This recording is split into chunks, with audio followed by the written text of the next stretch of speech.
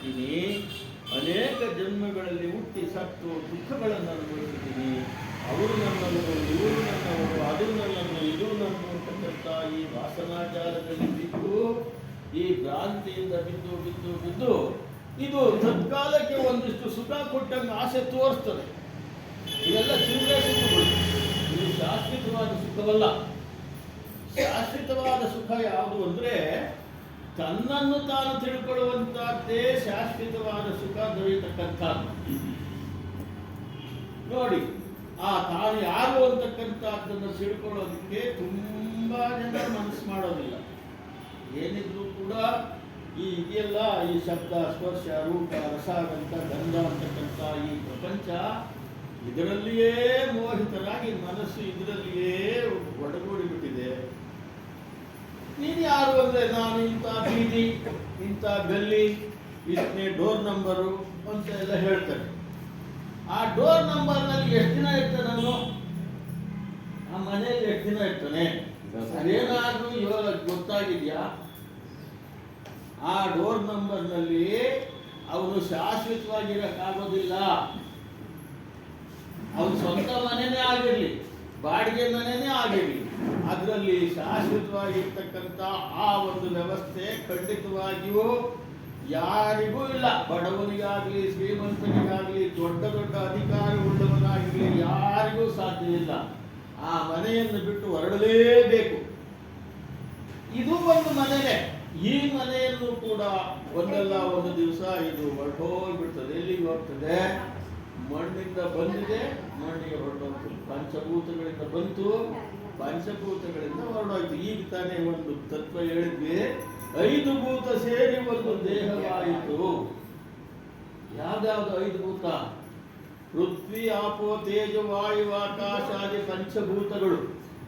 ಪೃಥ್ವಿ ಅಂದ್ರೆ ಈ ಭೂಮಿ, ಆಪೋ ಅಂದ್ರೆ ಜಲ, ತೇಜೋ ಅಂದ್ರೆ ಅಗ್ನಿ, ವಾಯು ಅಂದ್ರೆ ನಾವು ಉಸಿರಾಡ್ತಕ್ಕಂಥ ಈ ಗಾಳಿ, ಮತ್ತು ಆಕಾಶ. ಈ 5ರಿಂದನೇ ಈ ಶರೀರ ಆಗಿರ್ತಕ್ಕಂಥದ್ದು. ಈ 5 ಭೂತಗಳಲ್ಲಿ ಉಂಟಾಗಿರ್ತಕ್ಕಂಥ ಈ ಶರೀರ ಇಲ್ಲಿ ಶಾಶ್ವತವಾಗಿರೋದಕ್ಕೆ ಅವಕಾಶವಿಲ್ಲ. ಭೂಮಿ ಆಕಾಶಗಳಿರೋವರೆಗೂ ಯುಗ ಯುಗ ಬರುವಂತ ಇದು ನಾವು ಹೇಳಿದಂತೆ ಕೇಳಿಕೊಂಡು ನಮ್ಮ ಎಲ್ಲ ಸೊತ್ತು ನಮ್ಮದೇ ಆಗಿ ಆನಂದವಾಗಿ ಇಟ್ಬಿಟ್ಟಿದ್ರೆ ಯಾವ ಗುರುಗಳನ್ನು ನಾವು ಆಶ್ರಯಿಸಬೇಕಾಗಿಲ್ಲ. ಇದರಲ್ಲೇ ಆನಂದವಾಗಿ ಇರ್ಬೋದಿತ್ತು. ಆದರೆ ಇದು ನಿಲ್ಲೋದಿಲ್ಲ. ನೋಡಿ, ಸಣ್ಣ ಮಗುವಾಗಿ ತಾಯಿ ಗರ್ಭದಿಂದ ಹೊರಗೆ ಬಂತು ಈ ದೇಹ. ಆ ಸಣ್ಣ ಮಗು ಎಲ್ಲಿಂದ ಪ್ರಾಪ್ತಿವಾಯಿತು? ತಾಯಿ ಗರ್ಭದಲ್ಲಿ. ಈ ತಂದೆ ತಾಯಿ ತಿಂದ್ರಲ್ಲ ಭೂಮಿಯಿಂದ ಬೆಳೆದಂತ ಧಾನ್ಯಗಳು, ಹಣ್ಣು ಹಂಪಲುಗಳು, ತರಕಾರಿಗಳು, ಇದೆಲ್ಲ ತಾಯಿ ತಂದೆ ತಿಂದಾಗ ಅವರ ಶರೀರದಲ್ಲಿ, ತಂದೆ ಹೃದಯದಲ್ಲಿ ವೀರ್ಯ ಉತ್ಪನ್ನವಾಯಿತು. ತಾಯಿ ಹೃದಯದಲ್ಲಿ ಶುಕ್ಲ ಶೋಣಿತಗಳು ಉತ್ಪನ್ನವಾಯಿತು. ಅವುಗಳ ಸೇರಿಕೆಯಿಂದ ಆ ಮಗು ಉದರದಲ್ಲಿ ಸ್ಥಾಪನೆ ಆಯಿತು. ಆಮೇಲೆ ನವಮಾಸಗಳು ತುಂಬಿ ಹೊರಗೆ ಬಂತು. ಬಂದಾಗ ಆ ಮಗುವನ್ನ ತೂಕ ಹಾಕಿ ನೋಡಿದ್ರು, ಪರವಾಗಿಲ್ಲ ರೀ, ಮಗು ಒಂದು 3 kg ಇದೆ, ಆರೋಗ್ಯವಾಗಿದೆ ಅಂತ ಅಂದಂಗಾಯ್ತು. 3 kg ಇತ್ತು, 6 kg ಆಯ್ತು, 60 kg ಆಯ್ತು, 100 kg ಆಯ್ತು. ಅದೇನಾದ್ರೂ ಇತ್ತಂತ ಇದೆಯಾ? ಇಲ್ಲ. ಪರಿಣಾಮ ಹೊಂದಿ ಕಡೆಗೇನಾಗೋಯ್ತು, ಅಷ್ಟುದ್ದ ಇದ್ದಿದ್ದು ತಗ್ತಾ ಬಂತು, ಕುಗ್ಗಿಬಿಡ್ತು. ಸೊಂಟ ಕೆಲವರಿಗೆ ಬಗ್ಗೆ ಹೋಗ್ಬಿಡ್ತು, ಕೋಲೂರಿಗೆಂಡು ಕಣ್ಣಿಡ್ಕೊಂಡು ಯಾರಪ್ಪ ನೀನು ಅಂತದೆ. ಯಾಕೆ? ಈ ದೇಹ ಅಂಥ ಒಂದು ಬದಲಾವಣೆಯನ್ನು ಹೊಂದಿ ಕಡೆಗೆ ಏನಾಗ್ತದೆ, ಸತ್ತು ಹೋಗಿಬಿಡ್ತದೆ. ಅವಾಗ ಅಪಾರವಾದ ದುಃಖವನ್ನು ಅನುಭವಿಸ್ತಾನೆ ಈ ಜೀವಿಯಾಗಿರ್ತಕ್ಕಂಥವು. ಆ ಜೀವತ್ವವನ್ನು ನಾವು ಕಳ್ಕೋಬೇಕಾದ್ರೆ ಗುರುವನ್ನು ಆಶ್ರಯಿಸಬೇಕು. ನಾನು ಜೀವನಲ್ಲ, ನಾನೇ ಆತ್ಮಸ್ವರೂಪನು. ಜೀವ ಅಂತಕ್ಕಂಥದ್ದು ಅದು ಸಾಯ್ತದೆ. ಜೀವ ಹೋಯ್ತು ಅಂತ ಹೇಳ್ತೀವಲ್ಲ, ಆದರೆ ಆತ್ಮ ಸಾಯೋದಿಲ್ಲ. ಆತ್ಮ ಶಾಶ್ವತವಾಗಿದೆ. ಅದೇ ನಮ್ಮ ನಿಜವಾದ ಸ್ವರೂಪ, ಒರಿಜಿನಲ್ ಸ್ವರೂಪ. ಅದು ಎಂದೆಂದಿಗೂ ಇರ್ತಕ್ಕಂಥದ್ದು. ಅದು ಸತ್ತು ಚಿತ್ತು ಆನಂದ. ಸತ್ತು ಅಂದ್ರೆ ಅದು ನಮ್ಮ ಸೊತ್ತದು, ಬೇರೆಯವರ ಸೊತ್ತಲ್ಲ. ಅದು ಇದು ಬೇರೆಯವ್ರ ಸೊತ್ತಿದು ನೋಡ್ರಿ. ಕಂಡೋರೊಳಗೆ ಆಸೆ ಬಿದ್ಬಿಟ್ವಿ ನಾವು. ಕಂಡೋರೊಳಗೆ ಅಗಣ ಬುದ್ಲಾಡ್ತು ಅಂತ ಒಂದು ಮಾತು ಹೇಳ್ತಾರೆ. ಇದು ಯಾರು ಒಡವೆ? ಪಂಚಭೂತಗಳ ಒಡವೆ. ಅದನ್ನ ನಾವು ಕದ್ಬಿಟ್ಟಿದ್ದೀವಿ. ಬಸವಣ್ಣ ಒಂದ್ ಕಡೆ ಹೇಳ್ತಾರೆ, ಕಳಬೇಡ, ಕೊಲಬೇಡ, ಉಸಿಯ ನುಡಿಯಲು ಬೇಡ, ಮುನಿಯ ಬೇಡ, ಅನ್ಯರಿಗೆ ಅಸಹ್ಯ ಪಡಬೇಡ, ತನ್ನ ಬಣ್ಣಿಸಬೇಡ, ಇದರ ಅಳಿಯಲು ಬೇಡ. ಇದೇ ಅಂತರಂಗ ಶುದ್ಧಿ, ಇದೇ ಬಹಿರಂಗ ಶುದ್ಧಿ ಅಂತ. ಆದ್ರೆ ನಾವು ಕಳ್ಳರಾಗಿದ್ದೀವಿ. ಅವರವರು ಎಲ್ಲ ಕಳ್ಳರೆ. ಬೈಕೊಂಡ್ರು ಬೈಕೊಂಡ್ರು. ಯಾಕೆ ಕಳ್ಳರು? ಪರರ ಸೊತ್ತನ್ನು ನಂದು ಅಂತ ಇಟ್ಕೊಂಡಿರೋ ಕಳ್ಳನಲ್ಲ ಏನವನು. ಇದು ಪಂಚಭೂತಗಳು ಒಡವೆನಾ? ನಾನು ನಾನು ನಂದು ಅಂದ್ರೆ ಅವ್ರು ಬಿಟ್ಬಿಡ್ತಾರ? ಪಂಚಭೂತಗಳು ಸಾಲ ಕೊಟ್ಟಿರೋರು ಬಿಡ್ತಾರಲ್ರಿ? ವಸೂಲು ಮಾಡ್ತಾರೆ. ಕಡೆಗೆ ಪಂಚಭೂತಗಳು ಒಂದೊಂದಾಗಿ ಒಂದೊಂದಾಗಿ ಪೃಥ್ವಿ ಅಂಶವನ್ನು ಪೃಥ್ವಿ ಹೇಳ್ಕೊಳ್ತಾ ಹೋಗ್ತದೆ. ಅವಾಗ ಈ ದೇಹದಲ್ಲಿರ್ತಕ್ಕಂಥ ಜೀವಕೋಶಗಳು ಸೆಲ್ಸ್ ಅಂತಾರೆ, ಅದೆಲ್ಲವೂ ಕೂಡ ಒಂದೊಂದಾಗಿ ಸಾಯ್ತಾ ಬರ್ತದೆ. ಅವಾಗ ಏನಾಗ್ತದೆ? ಅಯ್ಯೋ ನಡೆಯಕ್ಕಾಗಲ್ಲಪ್ಪ, ಸುಸ್ತು ನನಗೆ. ಆಮೇಲೆ ಏನಾಗ್ತದೆ? ಕಣ್ಣು ಮಂಜಾಗ್ಬಿಡ್ತದೆ. ಅಗ್ನಿಪುಟತ್ವದಿಂದ ಬಂದಿರತಕ್ಕಂಥದ್ದು ಕಣ್ಣು. ಆ ಕಣ್ಣು ಅಗ್ನಿ ತಾನು ಕೊಟ್ಟಿದ್ದಂಥ ಶಕ್ತಿಯನ್ನು ವಾಪಸ್ ತಗೊಳ್ತಾ ಹೋಗ್ತದೆ. ಹಾಗೆ ಈ ಶ್ರವಣ, ಕಿವಿ ಅಂತಕ್ಕಂಥದ್ದು ಕಿವುಡಾಗ್ತಾ ಬರ್ತದೆ. ಯಾಕೋ ಸರಿ ಕೇಳಿಸಲ್ಲ, ಗಟ್ಟಿಯಾಗಿ ಹೇಳಪ್ಪೋ ಅಂತೀವಿ. ಆ ಒಂದು ಆ ವಾಯುಭೂತದಿಂದ ಆಗಿದ್ದಂಥ ಈ ಯಾವ ಆಕಾಶಭೂತವೋ ವಾಯುಭೂತವೋ ಅದು ತನ್ನ ಶಕ್ತಿಯನ್ನು ಕಿತ್ಕೊಳ್ತಾ ಹೋಗ್ತದೆ. ನಾನು ಹೇಳಿ ಕೇಳಿ ತಗೊಳ್ಳಲ್ಲ ಅದು. ನೀನು ಯಾರಯ್ಯ ನನ್ನೊಡನೆ ಇಟ್ಕೊಳಕ್ಕ ಅಂತ ತಗೊಳ್ತದೆ. ಕಡೆಗೊಂದಿನ ದರೋವಸ್ತಿ ದೇಹವನ್ನೇ ಕಿತ್ಕೊಂಡ್ಬಿಡ್ತದೆ. ಅವಾಗ ಯಾರು ಇಟ್ಕೊಳ್ಳೋರು? ಅಪ್ಪನ ಮಗ ಇಟ್ಕೊಂಡ, ಗಂಡನ ಹೆಂಡತಿ ಇಟ್ಕೊಂಡ, ಹೆಂಡತಿನ ಗಂಡ ಇಟ್ಕೊಂಡ, ಒಬ್ಬೇ ಹೊಡೆಯೋದು ಅಷ್ಟೇ ಅಲ್ಲಿಡೋದು. ಇದು ಇರೋದಲ್ಲ ಅಂತ ತಿಳಿಬೇಕು ಮೊದಲು. ಇದನ್ನೆಲ್ಲ ಹೇಳ್ತಾರೆ, ಎಲ್ಲರೂ ಒಂದನ್ನೇ ಸಾಯೋದೇ ಬಿಡ್ರಿ ಅಂತ. ಅದೆಲ್ಲ ಉದರ ವೈರಾಗ್ಯದ ಮಾತು. ಅವರಿಂದ ಏನೋ ಕಿತ್ಕೊಳ್ಳೋಕೆ ಹೇಳೋ ಮಾತಿದು. ಆದರೆ ಗುರುಗಳು ಹೇಳ್ತಕ್ಕಂಥದ್ದು, ಇದರಲ್ಲಿ ನೀನು ಮೋಸ ಹೋಗ್ಬೇಡ, ತಪ್ಪು ತಿಳುವಳಿಕೆ ಆಗಿದೆ. ಈ ದೇಹ ಬಂದಿರೋದು ನಿನಗೆ ಒಳ್ಳೆಯ ಒಂದು ಅವಕಾಶ. ಮಾನವ ಶರೀರ ಬಹಳ ದೊಡ್ಡದು. ಇದು ಪುಣ್ಯದಿಂದ ಬಂದಿದೆ. ಇದು ಬಂದಿರುವಾಗ ನೀನು ಯಾರು ಅಂತಕ್ಕಂಥದ್ದನ್ನು ವಿಚಾರ ಮಾಡಿಕೊಂಡು बोलिए श्री सत्यनाम आदि कबीर साहिब की जय. ನಮ್ಮನ್ನು ಎಚ್ಚರಿಸಿದ್ದಾರೆ. ಎಚ್ಚರಗೊಂಡ್ರೆ ನಾವು ನಮ್ಮ ಸ್ಥಿತಿಯನ್ನು ತಿಳ್ಕೊಂಡು ಆನಂದಮಯರಾಗ್ತೀವಿ. ಎಚ್ಚರಗೊಳ್ಳದೆ ಇದ್ರೆ ಹುಚ್ಚರಾಗಿ ಹೋಗ್ತೀವಿ. ಸುಮಾರಾಗಿ ಹುಚ್ಚಿಡ್ದಿರೋರು ಇಲ್ಲೆಲ್ಲ ಇದ್ದೀವಿ, ಜಾಸ್ತಿ ಹಿಡ್ದಿರೋರು ಅಲ್ಲಿ ಡಿಮಾಂಡ್ಸ್. बोलिए श्री सत्यनाम आदि कबीर साहिब की जय. बोलिए सद्गुरुदेव की जय. ಪೂಜ್ಯರು ಪ್ರಾತಸ್ಮರಣೀಯ ಸದ್ಗುರುಗಳಾದ ಹನುಮಾನ್ ಸಾಹೇಬರ ಶರಣಾರವಿಂದಗಳಿಗೆ, ಗುರು ಮಾತಾಜಿಯವರ ಶರಣಾರವಿಂದಗಳಿಗೆ ವಂದಿಸುತ್ತಾ, ನೆರೆದಿರುವ ಎಲ್ಲ ಭಕ್ತಿ ಮಾತೆಯರಿಗೆ ಮನೆಗೆ ವಂದಿಸುತ್ತಾ ಇದನ್ನು ಸತ್ಸಂಗ ಕಾರ್ಯಕ್ರಮವನ್ನು ಪ್ರಾರಂಭ ಮಾಡೋಣ. ಈ ದಿನ ಮಂಗಳಮ್ಮ ಅವರು ಸಂಬಂಧಿಕರು ಬಂದಿದ್ದಾರೆ ಆಶ್ರಮಕ್ಕೆ. ಇವರು ಕಬೀರ್ ಆಶ್ರಮಕ್ಕೆ ಬಂದಿದ್ದೀರಾ? ಹಾಂ ಹಾಂ ಹಾಂ. ಅವ್ರಿಗೆ ಸ್ವಲ್ಪ ಕಬೀರ್ ಪರಿಚಯ ಮಾಡಿಕೊಟ್ಬಿಡೋಣ. ಹಾಂ, ಕಬೀರ್ ಮುಸ್ಲಿಮ ಹೆಸರು. ಅವರು ಮೂಲತಃ ಹಿಂದೂ ಬ್ರಾಹ್ಮಣ ದಂಪತಿಗಳ ಮಗ ಕಬೀರ್ ಸಾಹೇಬ್.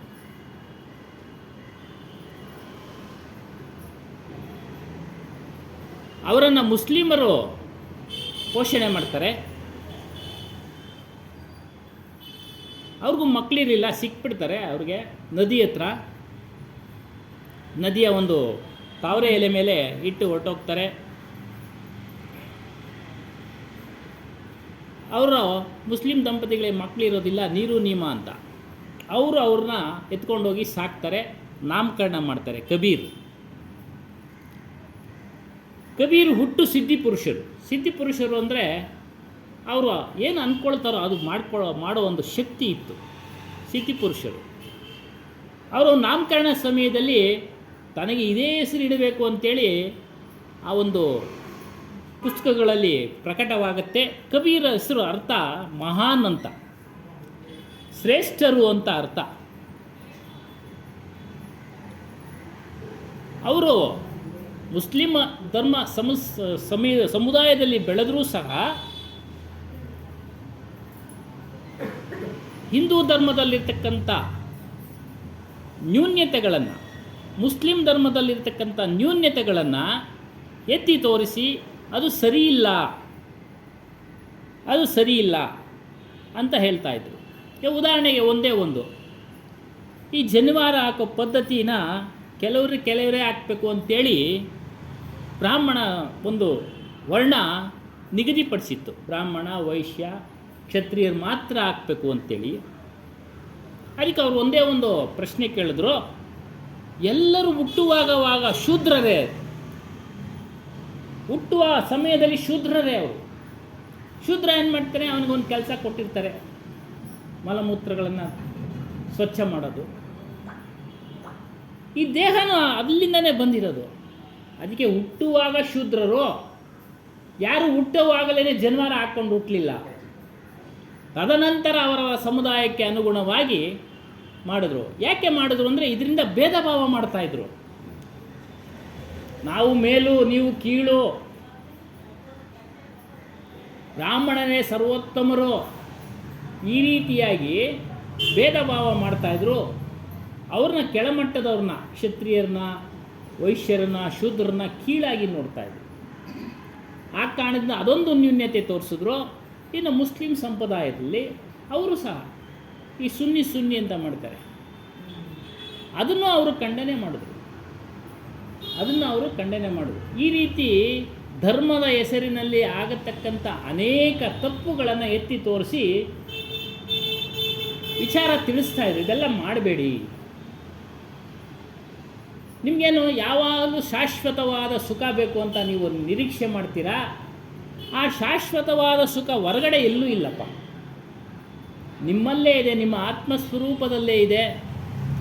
ಅದನ್ನು ತಿಳಿಯಿರಿ ಅಂತ ತೋರಿಸೋದು. ನಮಗೆ ಹಿಂದಿನಿಂದಲೂ ಅನಾದಿ ಕಾಲದಿಂದಲೂ ಹೊರಗಡೆ ಸುಖ ಇದೆ ಅಂತ ತೋರಿಸ್ಕೊಟ್ರು. ಅದನ್ನು ಬಿಡಿಸಿ ಹೇಳಿದ್ರು, ಸುಖ ಇರೋದು ನಿನ್ನಲ್ಲೇ ಅಂತ. ಒಂದು ಶಂಕರಾಚಾರ್ಯರು ಅದೇ ಹೇಳಿದ್ರು, ವೇಮನ್ನವರು ಹೇಳಿದ್ರು, ಕೈವಾರ ತಾತಯ್ಯನವರು ಹೇಳಿದ್ರು, ನಿಮ್ಮ ಆತ್ಮದಲ್ಲೇ ಸುಖ. ಆತ್ಮ ಅಂದರೆ ನಾನು. ಇನ್ನೂ ಸರಿಯಾಗಿ ಹೇಳಬೇಕಂದ್ರೆ ಅರಿವು, ನಮ್ಮಲ್ಲಿ ಮೂಲ ಅರಿವು ಇದೆಯಲ್ಲ ಆತ್ಮ, ಅದಕ್ಕೆ ಆತ್ಮ ಅಂತ ಹೇಳ್ತಾರೆ. ಇನ್ನು ಸಾಮಾನ್ಯ ಅರಿವಿಗೆ ಬುದ್ಧಿ, ತಿಳುವಳಿಕೆ ಅಂತ ಈ ರೀತಿ ಹೇಳ್ತಾರೆ. ಇದು ಕವಿರ ಒಂದು ಸಾರಾಂಶದ ಸಣ್ಣ ಪರಿಚಯ. ಅವರು ಸಿದ್ಧಿಪುರುಷರು, ಅವರು ಸಹ ಅನೇಕ ಮಹಾತ್ಮರಂಗೆ ಸತ್ತೋಗಿರೋನೆಲ್ಲ ಬದುಕಿಸ್ತಾರೆ. ಇವಾಗ ರಾಘವೇಂದ್ರ ಸ್ವಾಮಿಗಳು ಬದುಕಿಸಲ್ಲ ಒಬ್ಬರನ್ನ, ಆ ರೀತಿ ಎಲ್ಲ ಇದೆ ಸಿದ್ಧಿ. ಆದರೆ ಅದಕ್ಕೆ ಮಹತ್ವ ಕೊಡಬೇಡಿ, ನೀವು ಅದ್ರ ಹಿಂದೆ ಹೋಗಬೇಡಿ. ಅದ್ರ ಹಿಂದೆ ಹೋದರೆ ಮತ್ತೆ ಹುಡ್ತಾ ಇರ್ತೀರ, ಸಾಯ್ತಾ ಇರ್ತೀರ. ಇದು ವೇದಗಳಲ್ಲೂ ಹೇಳಿದೆ. ಹುಡ್ತಾ ಇರ್ತೀರ, ಸಾಯ್ತಾ ಇರ್ತೀರ. ನಿಮ್ಮ ಕರ್ಮ ಫಲಕ್ಕೆ ಅನುಗುಣವಾಗಿ ಹುಡ್ತೀರಾ, ಆ ಕರ್ಮಫಲವನ್ನು ಭೋಗಿಸ್ತೀರಾ. ಆ ಕರ್ಮಫಲವನ್ನು ನೀಗಿಸ್ಕೊಳ್ಬೇಕಾದ್ರೆ ನೀವು ಆತ್ಮಜ್ಞಾನದ ಕಡೆ ಬರಬೇಕು. ಗುರುಗಳು ಹೇಳ್ದಂಗೆ ಕೇಳಬೇಕು, ಗುರುಗಳು ತಿಳಿಸ್ದಂಗೆ ಕೇಳಬೇಕು. ಗುರುಗಳನ್ನು ಮಾಡುವಾಗೂ ಎಚ್ಚರಿಕೆಯಿಂದ ಮಾಡಿ, ತಿಳಿದು ಮಾಡಿ ಅನ್ನೋ ಒಂದು ವಿಚಾರವನ್ನು ಜಗತ್ತಿಗೆ ಪರಿಚಯ ಮಾಡಿಸಿದವರು ಶ್ರೀ ಕಬೀರ್ ಸಾಹೇಬರು. ಅವರ ಒಂದು ಬೀಜಕ್ಕೆನ್ನೋ ಗ್ರಂಥದಲ್ಲಿ ಇವತ್ತಿನ ಒಂದು ವಿಚಾರ ಮುಖ್ಯ ಮಾನವೀಯ ಗುಣ ವಿಚಾರ ಹೇ. ಅದರ ಒಂದು ವಿಷಯ, अपने गुण को अवगुण कहो, यही अभाग जो तुम ना विचार हो. ಮನುಷ್ಯ ಸ್ವತಃ ವಿಚಾರ ಮಾಡುಳ್ಳಂಥ ಗುಣವುಳ್ಳವನಾಗಿದ್ದಾನೆ. ಅದರಿಂದನೇ ಮನುಷ್ಯ ಅಂತ ಕರೆಯೋದು. ಅದರ ಅರ್ಥ ವಿವರಣೆ ಕೊಡ್ತಾ ಇದ್ದಾರೆ. ಮನುಷ್ಯನು ತನ್ನ ಮನಸ್ಸನ್ನು ಅರಿತು, ತನ್ನ ಗುಣಗಳನ್ನು ಅರಿತು, ಅವುಗಳು ಸರಿಯೋ ಇಲ್ಲೋ, ಸರಿಯಾಗಿದೆಯೋ ತಪ್ಪಾಗಿದೆಯೋ ಅಂತ ವಿಚಾರ ಮಾಡೋ ವಿಶೇಷವಾದ ಶಕ್ತಿ ಉಳ್ಳವನಾಗಿದ್ದಾನೆ ಮನುಷ್ಯನು. ಪ್ರಾಣಿಗಳಲ್ಲಿ ಆ ಶಕ್ತಿ ಇಲ್ಲ. ನಾವು ಸಾಕೋ ಪ್ರಾಣಿಗಳಲ್ಲಿ ಶಕ್ತಿ ಇಲ್ಲ. ಅವು ಹೇಳ್ದಂಗೆ ಏನು ಹೇಳ್ಕೊಟ್ಟಿದ್ದೀವೋ ಅದನ್ನು ಕಲಿಸ್ತವೆ. ಬಂದವ್ರನ್ನ ಕಚ್ಚು ನೀವು ನೇರವಾಗಿ ಅಂತ ಕಲಿಸಿದ್ರೆ ನೇರವಾಗಿ ಕಚ್ಚುತ್ತೆ. ಸುಮ್ಮನೆ ಬೊಗಳಪ್ಪ ನಾವು ಬರ್ತೀವಿ ಅಷ್ಟೇ ಸಾಕು. ಕಚ್ಚಕ್ಕೆ ಹೋದರೆ ಹೊಡಿತೀವಲ್ಲ, ಕಾಟಿದ ಒಬ್ಬ ಕಚ್ಬೇಡ ಇನ್ನೇ ಬೊಗಳೋದು ಅಷ್ಟೇ. ಆದರೆ ಮನುಷ್ಯನಿಗೆ ನೋಡಿ, ಅದು ಮನುಷ್ಯ ಅದಕ್ಕೆ ಕಲಿಸ್ತಾ, ಅದಂತೆ ಅವು ಮಾಡ್ತಾವೆ, ಬೇರೆ ಏನೇ ಗೊತ್ತಿಲ್ಲ ಅವಕ್ಕಿನ್ನ. ಅದರಿಂದ ಇಲ್ಲಿ ಹೇಳಿದ್ರು ಮೂಲಭೂತವಾದ ಗುಣ ಏನಿದೆ ಅಂದರೆ ಮನುಷ್ಯನಿಗೆ ವಿಚಾರ ಮಾಡೋ ಶಕ್ತಿ ಇದೆ, ಸತ್ಯಾಸತ್ಯಗಳನ್ನು ತಿಳಿಯೋ ಶಕ್ತಿ ಇದೆ, ನ್ಯಾಯಗಳನ್ನು ತಿಳಿಯೋ ಶಕ್ತಿ ಇದೆ, ಧರ್ಮಾಧರ್ಮಗಳನ್ನು ತಿಳಿಯೋ ಶಕ್ತಿ ಇದೆ.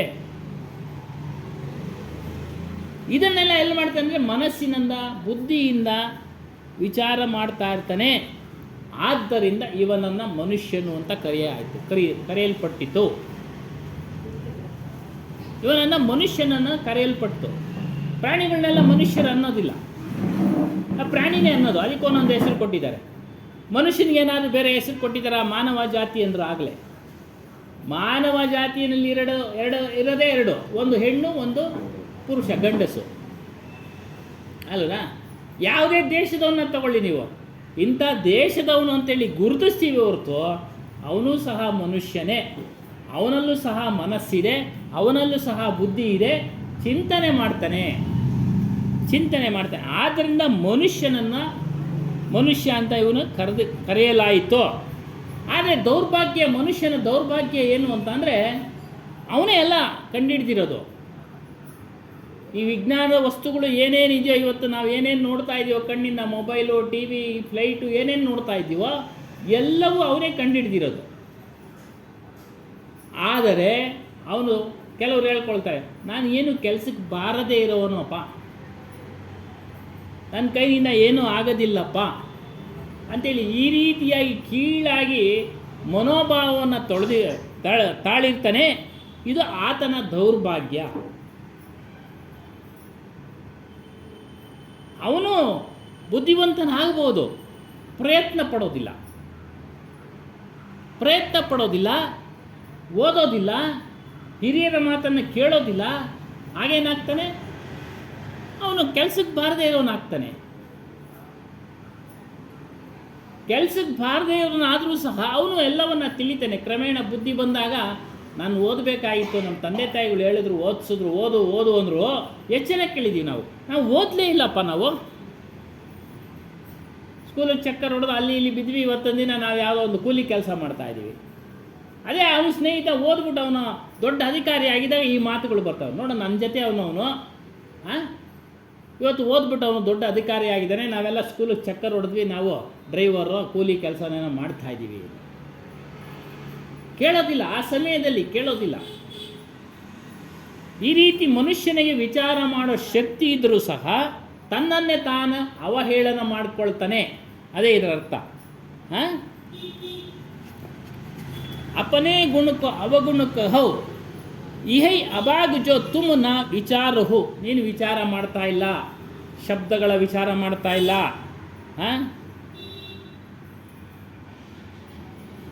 ಆ ಶಬ್ದಗಳೆಲ್ಲ ವಿಚಾರ ಮಾಡೋದಕ್ಕೆ ಮನುಷ್ಯನಿಗೆ ಶ್ರದ್ಧೆ ಬೇಕು. ಅವನಿಗೆ ಶ್ರದ್ಧೆ ಇಲ್ಲದೆ ಇರೋದ್ರಿಂದಲೇ ಅವನು ಶಾಲೆಗೆ ಚಕ್ಕರ್ ಹೊಡೆದ, ಕೂಲಿ ಕೆಲಸ. ಇನ್ನೊಬ್ಬ ಶ್ರದ್ಧೆಯಿಂದ ಓದ್ದ, ದೊಡ್ಡ ಅಧಿಕಾರಿಯಾದ. ಅದಕ್ಕೆ ಹೇಳ್ತಾರೆ, ಶ್ರದ್ಧಾ ಕಾ ಮೂಲ್ಯ ಕಮ್ ನಹೀ ಹೈ. ಅದ್ರ ಬೆಲೆ ಏನು ಕಡಿಮೆ ಏನಿಲ್ಲಪ್ಪ, ಶ್ರದ್ಧೆಯ ಬೆಲೆ. ಶ್ರದ್ಧೆಯಿಂದ ಯಾರ್ಯಾರು ಏನನ್ನು ಅಭ್ಯಾಸ ಮಾಡ್ತಾರೋ, 64 ವಿದ್ಯೆಗಳು ಅಂತ ಹೇಳ್ತಾರೆ. ಒಬ್ಬನು ಹಾಡು ಹೇಳೋನು ಅಭ್ಯಾಸ ಮಾಡ್ತಾನೆ ಶ್ರದ್ಧೆಯಿಂದ, ಚೆನ್ನಾಗಿ ಹಾಡು ಹೇಳುವಂತನಾಗ್ತಾನೆ. ಅವನು ಹಾರ್ಮೋನಿಯಂ ನುಡಿಸೋದ್ರಲ್ಲಿ, ಹೀಗೆ ಮತ್ತೊಬ್ಬರು. ಅದರಿಂದ ಎಲ್ಲದಕ್ಕೂ ಶ್ರದ್ಧೆ ಬೇಕಪ್ಪ. ಶ್ರದ್ಧೆ ಇಲ್ಲದಿದ್ರೆ ಒಂದು ಸಣ್ಣ ಕೆಲಸನೂ ಆಗೋದಿಲ್ಲ. ಅಡುಗೆ ಮಾಡೋವಾಗೂ ಶ್ರದ್ಧೆಯಿಂದ ಮಾಡಿದ್ರೇನೆ, ಇಲ್ಲಾಂದರೆ ಏನೋ ಒಂದು ಹೆಚ್ಚು ಕಡಿಮೆ ಆಗಿ ಅದು ಊಟ ಮಾಡೋಕ್ಕಾಗದೇ ಆಗ್ಬಿಡುತ್ತೆ. ಹಾಗಾಗಿ ಶ್ರದ್ಧೆಯ ಬೆಲೆ ಭಾಳ ಅಮೂಲ್ಯವಾದದ್ದು. ಈ ಸಾಮಾನ್ಯವಾಗಿ ಈ ಶ್ರದ್ಧೆಗಳನ್ನು ನಾವು ಪ್ರಾಪಂಚಿಕ ವ್ಯವಹಾರಗಳಿಗೆ ಉಪಯೋಗಿಸ್ಕೊಳ್ತೀವಿ. ಆದರೆ ಇನ್ನು ಮುಂದುವರೆದು ನಾವು ಮುಂದೆ ಹೋಗಬೇಕು ಅಂತೇಳಿ ಕಬೀರ್ ಸಾಹೇಬ್ ಹೇಳ್ತಾರೆ, ನಿನ್ನ ಶ್ರದ್ಧೆಯನ್ನು ಸತ್ಯದ ಕಡೆಗೆ, ಸತ್ಯದ ಶಬ್ದಗಳ ಕಡೆಗೆ ತೆಗೆದುಕೊಂಡೋಗು. ಆಗ ನಿನಗೆ ಲಾಭ ಉಂಟಾಗುತ್ತೆ. ಯಾರು ಇದನ್ನು ಸತ್ಯದ ಕಡೆಗೆ ತೆಗೆದುಕೊಂಡು ಹೋಗಲ್ವೋ ಅವರಿಗೆ ನಷ್ಟ. ಸತ್ಯದ ಶಬ್ದಗಳು ಅಂದರೆ, ಸತ್ಯ ಅಂದರೆ ಯಾವಾಗಲೂ ನಿರಂತರವಾಗಿ ಇರ್ತಕ್ಕಂಥದ್ದು, ಅದಕ್ಕೆ ಸತ್ಯ. ಒಂದು ವೇಳೆಯಲ್ಲಿದ್ದು ಇನ್ನೊಂದು ವೇಳೆಯಲ್ಲಿ ಇಲ್ಲದೆ ಹೋದರೆ ಅದು ಅಸತ್ಯ.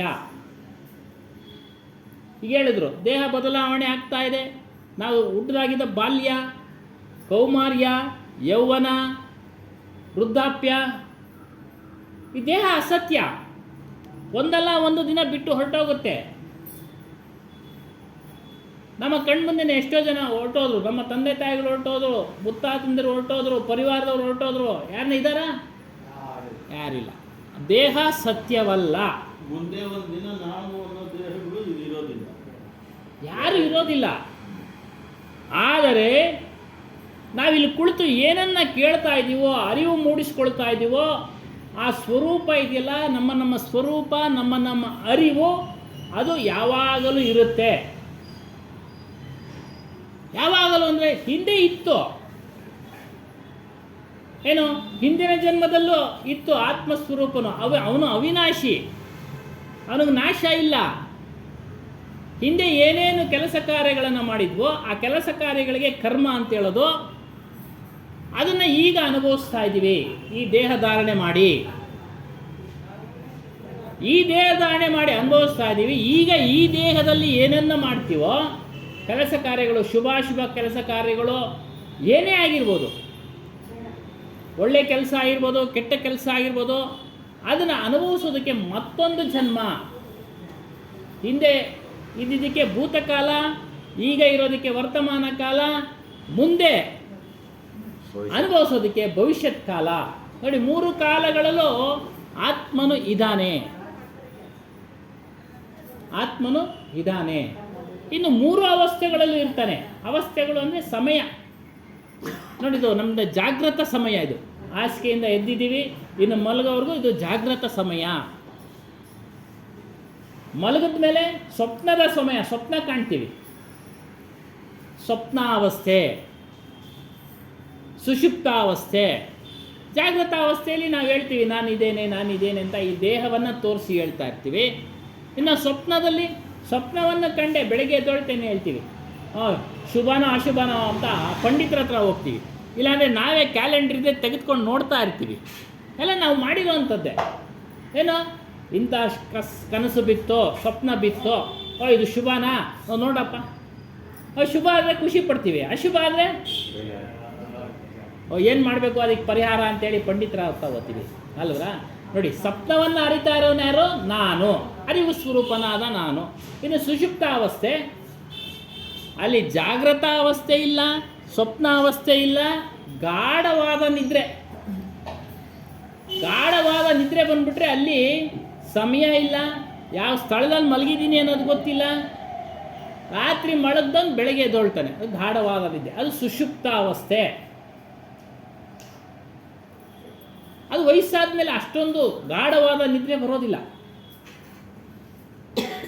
ಆ ಒಂದು ಸಮಯ, ಅದು ದೇಹದ ಮೇಲೆ, ಆರೋಗ್ಯದ ಮೇಲೆ ಪರಿಣಾಮಗಳು ಇಲ್ಲಿ. ಒಟ್ಟಾರೆ ಆ ಸುಷುಪ್ತಾವಸ್ಥೆಯನ್ನು ಅರಿತಾನೆ ಮನುಷ್ಯ. ಒಳ್ಳೆ ನಿದ್ರೆ ಮಾಡಿದ್ನಪ್ಪ, ಆನಂದಮಯವಾದ ನಿದ್ರೆ. ಅದನ್ನು ಶಾಂಪಲ್ ಮೋಕ್ಷ, ಶಾಂಪಲ್ ಮುಕ್ತಿ ಸುಖ ಅನ್ನೋ ಒಂದು ಸಹನೂ ಹೇಳ್ತಾರೆ. ಈ ರೀತಿ ಸತ್ಯ, ಇದು ಈ ಸತ್ಯದ ಶಬ್ದಗಳು ಇವೆಲ್ಲ. ಏನು, ನಮ್ಮ ಸ್ವರೂಪ ಸತ್ಯ ಯಾವಾಗಲೂ ಇದೆ. ಇದನ್ನು ವಿಚಾರ ಮಾಡಿ ಶ್ರದ್ಧೆಯಿಂದ ತಿಳ್ಕೊಳ್ಳಿ, ನಾನು ಯಾರು ಅನ್ನೋದನ್ನು ತಿಳಿಯಿರಿ. ಆದರೆ ಮನುಷ್ಯರು ಏನು ಮಾಡ್ತಾ ಇದ್ದಾರೆ ಅಂದರೆ, ಶ್ರದ್ಧೆಯನ್ನು ಇವುಗಳ ಮೇಲೆ ತೋರಿಸ್ತಾ ಇಲ್ಲ, ಭಾವನೆಗಳ ಮೇಲೆ ತೋರಿಸ್ತಾರೆ, ಪದಾರ್ಥಗಳ ಮೇಲೆ ತೋರಿಸ್ತಾರೆ ಶ್ರದ್ಧೆನ. ಅದು ಏನಾಗ್ಬಿಡುತ್ತೆ, ನಮ್ಮನ್ನು ಮೂರ್ಖರನ್ನಾಗಿ ಮಾಡಿಸಿಬಿಡುತ್ತೆ, ನಮ್ಮನ್ನು ದಡ್ಡರನ್ನಾಗಿ ಮಾಡಿಸಿಬಿಡುತ್ತೆ. ಒಂದು ಪ್ರಾಣಿ ಮೇಲೆ ನಾವು ಶ್ರದ್ಧೆ ಇಟ್ಟು ಅದು ಸೇವನೆ ಮಾಡ್ತಾ ಇದ್ದ ಪಕ್ಷದಲ್ಲಿ ನಮಗೆ ಇಂಥ ಸತ್ಯದ ವಿಚಾರಗಳು ತಿಳ್ಕೊಳ್ಳೋಕ್ಕೆ ಶ್ರದ್ಧೆ ಬರೋದಿಲ್ಲ. ಮನೆಯವರ ಮೇಲೆ ಅಪಾರವಾದ ಪ್ರೇಮ ಇಟ್ಟುಬಿಡಿ, ಈ ಕಡೆ ನಮಗೆ ಬರೋದಕ್ಕೆ ಬಿಡೋದಿಲ್ಲ, ಮೋಹ ಎಳಿತಾ ಇರುತ್ತೆ. ಹಾಗಾದರೆ ನಾವು ಪ್ರೀತಿನೇ ಮಾಡಬಾರ್ದ? ಮಾಡಬೇಕು, ಅದನ್ನು ನಿಯಂತ್ರಣದಲ್ಲಿಟ್ಟುಕೊಳ್ಬೇಕು. ಕಾರಣ ಇಷ್ಟೇ, ಯಾರೂ ಶಾಶ್ವತರಲ್ಲ, ಯಾರೂ ಶಾಶ್ವತರಲ್ಲ, ಪರಿವಾರ ಶಾಶ್ವತರಲ್ಲ, ಗಂಡ ಹೆಂಡತಿ ಮಕ್ಕಳು ಯಾರೂ ಶಾಶ್ವತರಲ್ಲ. ಅವರು ಬಿಟ್ಟು ಹೋದಾಗ ನಾವು ಅಪಾರವಾದ ದುಃಖವನ್ನು ಅನುಭವಿಸಬೇಕಾಗತ್ತೆ.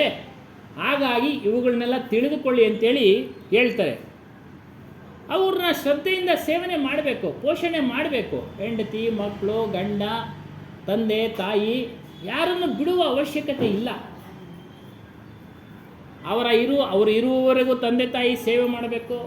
ಗಂಡ ಮತ್ತು ಮಕ್ಕಳ ಸೇವೆ ಎಲ್ಲಿವರೆಗೂ ಮಾಡ್ತೀವಿ? ಒಂದು ಪ್ರೌಢಾವಸ್ಥೆವರೆಗೂ. ನಾವು ವೃದ್ಧಾಪ್ಯದಲ್ಲಿ ಇವತ್ತನ್ನು ನಮ್ಮನ್ನು ಸಾಕಲಿ ಪೋಷಣೆ ಮಾಡಲಿ ಅನ್ನೋ ಒಂದು ನಂಬಿಕೆ, ಇದ್ರ ಕಡೆ ಶ್ರದ್ಧೆ ಕೊಟ್ಟು ನಾವು ಆ ನಂಬಿಕೆ ಅವರವರ ಪ್ರಾರಬ್ಧ ಕರ್ಮಾನುಸಾರ ನಮ್ಮನ್ನು ಪೋಷಣೆ ಮಾಡೋದು ಬಿಡೋದು. ಪೋಷಣೆ ಮಾಡೋರು ಮಾಡ್ತಾರೆ, ಇಲ್ಲದೆ ಇರೋರು ಇಲ್ಲ. ಅನಾಥಾಶ್ರಮ ಐತೆ, ಹೋಗಪ್ಪ ನೀನು ಅನಾಥಾಶ್ರಮ ಅಂತ ಸೇರಿಸ್ಬಿಡ್ತಾರೆ. ಹಾಂ, ವೃದ್ಧಾಶ್ರಮಕ್ಕೆ ಸೇರಿಸ್ಬಿಡ್ತಾರೆ. ಹೀಗಾಗಿ ಅವುಗಳಲ್ಲಿ ಶ್ರದ್ಧೆ ಇಡಿ, ಒಂದು ನಿಯಂತ್ರಣದಲ್ಲಿ ಇಟ್ಕೊಳ್ಳಿ. ಮೋಹದಿಂದ ಅಲ್ಲೇ ಹೋಗಬೇಡಿ. ನಿಮ್ಮ ಶ್ರದ್ಧೆಯನ್ನು ಸತ್ಯದ ವಿಚಾರಗಳಿಗೆ ತಿಳಿದುಕೊಳ್ಳೋದಕ್ಕೆ ಶ್ರದ್ಧೆಯನ್ನು ತೊಡಗಿಸಿಕೊಳ್ಳಿ ಅಂತ ಹೇಳ್ತಾರೆ. ಇಲ್ಲಿ ಸತ್ಯಾಸತ್ಯ ಹೇಳಿದ್ವಿ. ಸತ್ಯ ಅಂದರೆ ನಮ್ಮ ಚೈತನ್ಯ, ಸತ್ಯನಾಮ ಅಂತ ಹೇಳಿದ್ದಾರೆ.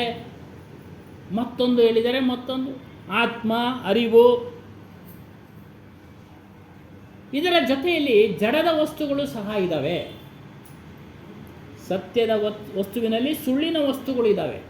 ಸತ್ಯದ ಪಕ್ಕ ಸುಳ್ಳಿರುತ್ತೆ, ಅಸತ್ಯ ಇರುತ್ತೆ. ಸುಳ್ಳಿನ ಪಕ್ಕ ಸತ್ಯ ಇರುತ್ತೆ. ಅದು ಪ್ರಾಪಂಚಿಕ ರೂಢಿ. ಇವಾಗ ಜಡ, ನಮ್ಮ ದೇಹ ಜಡ.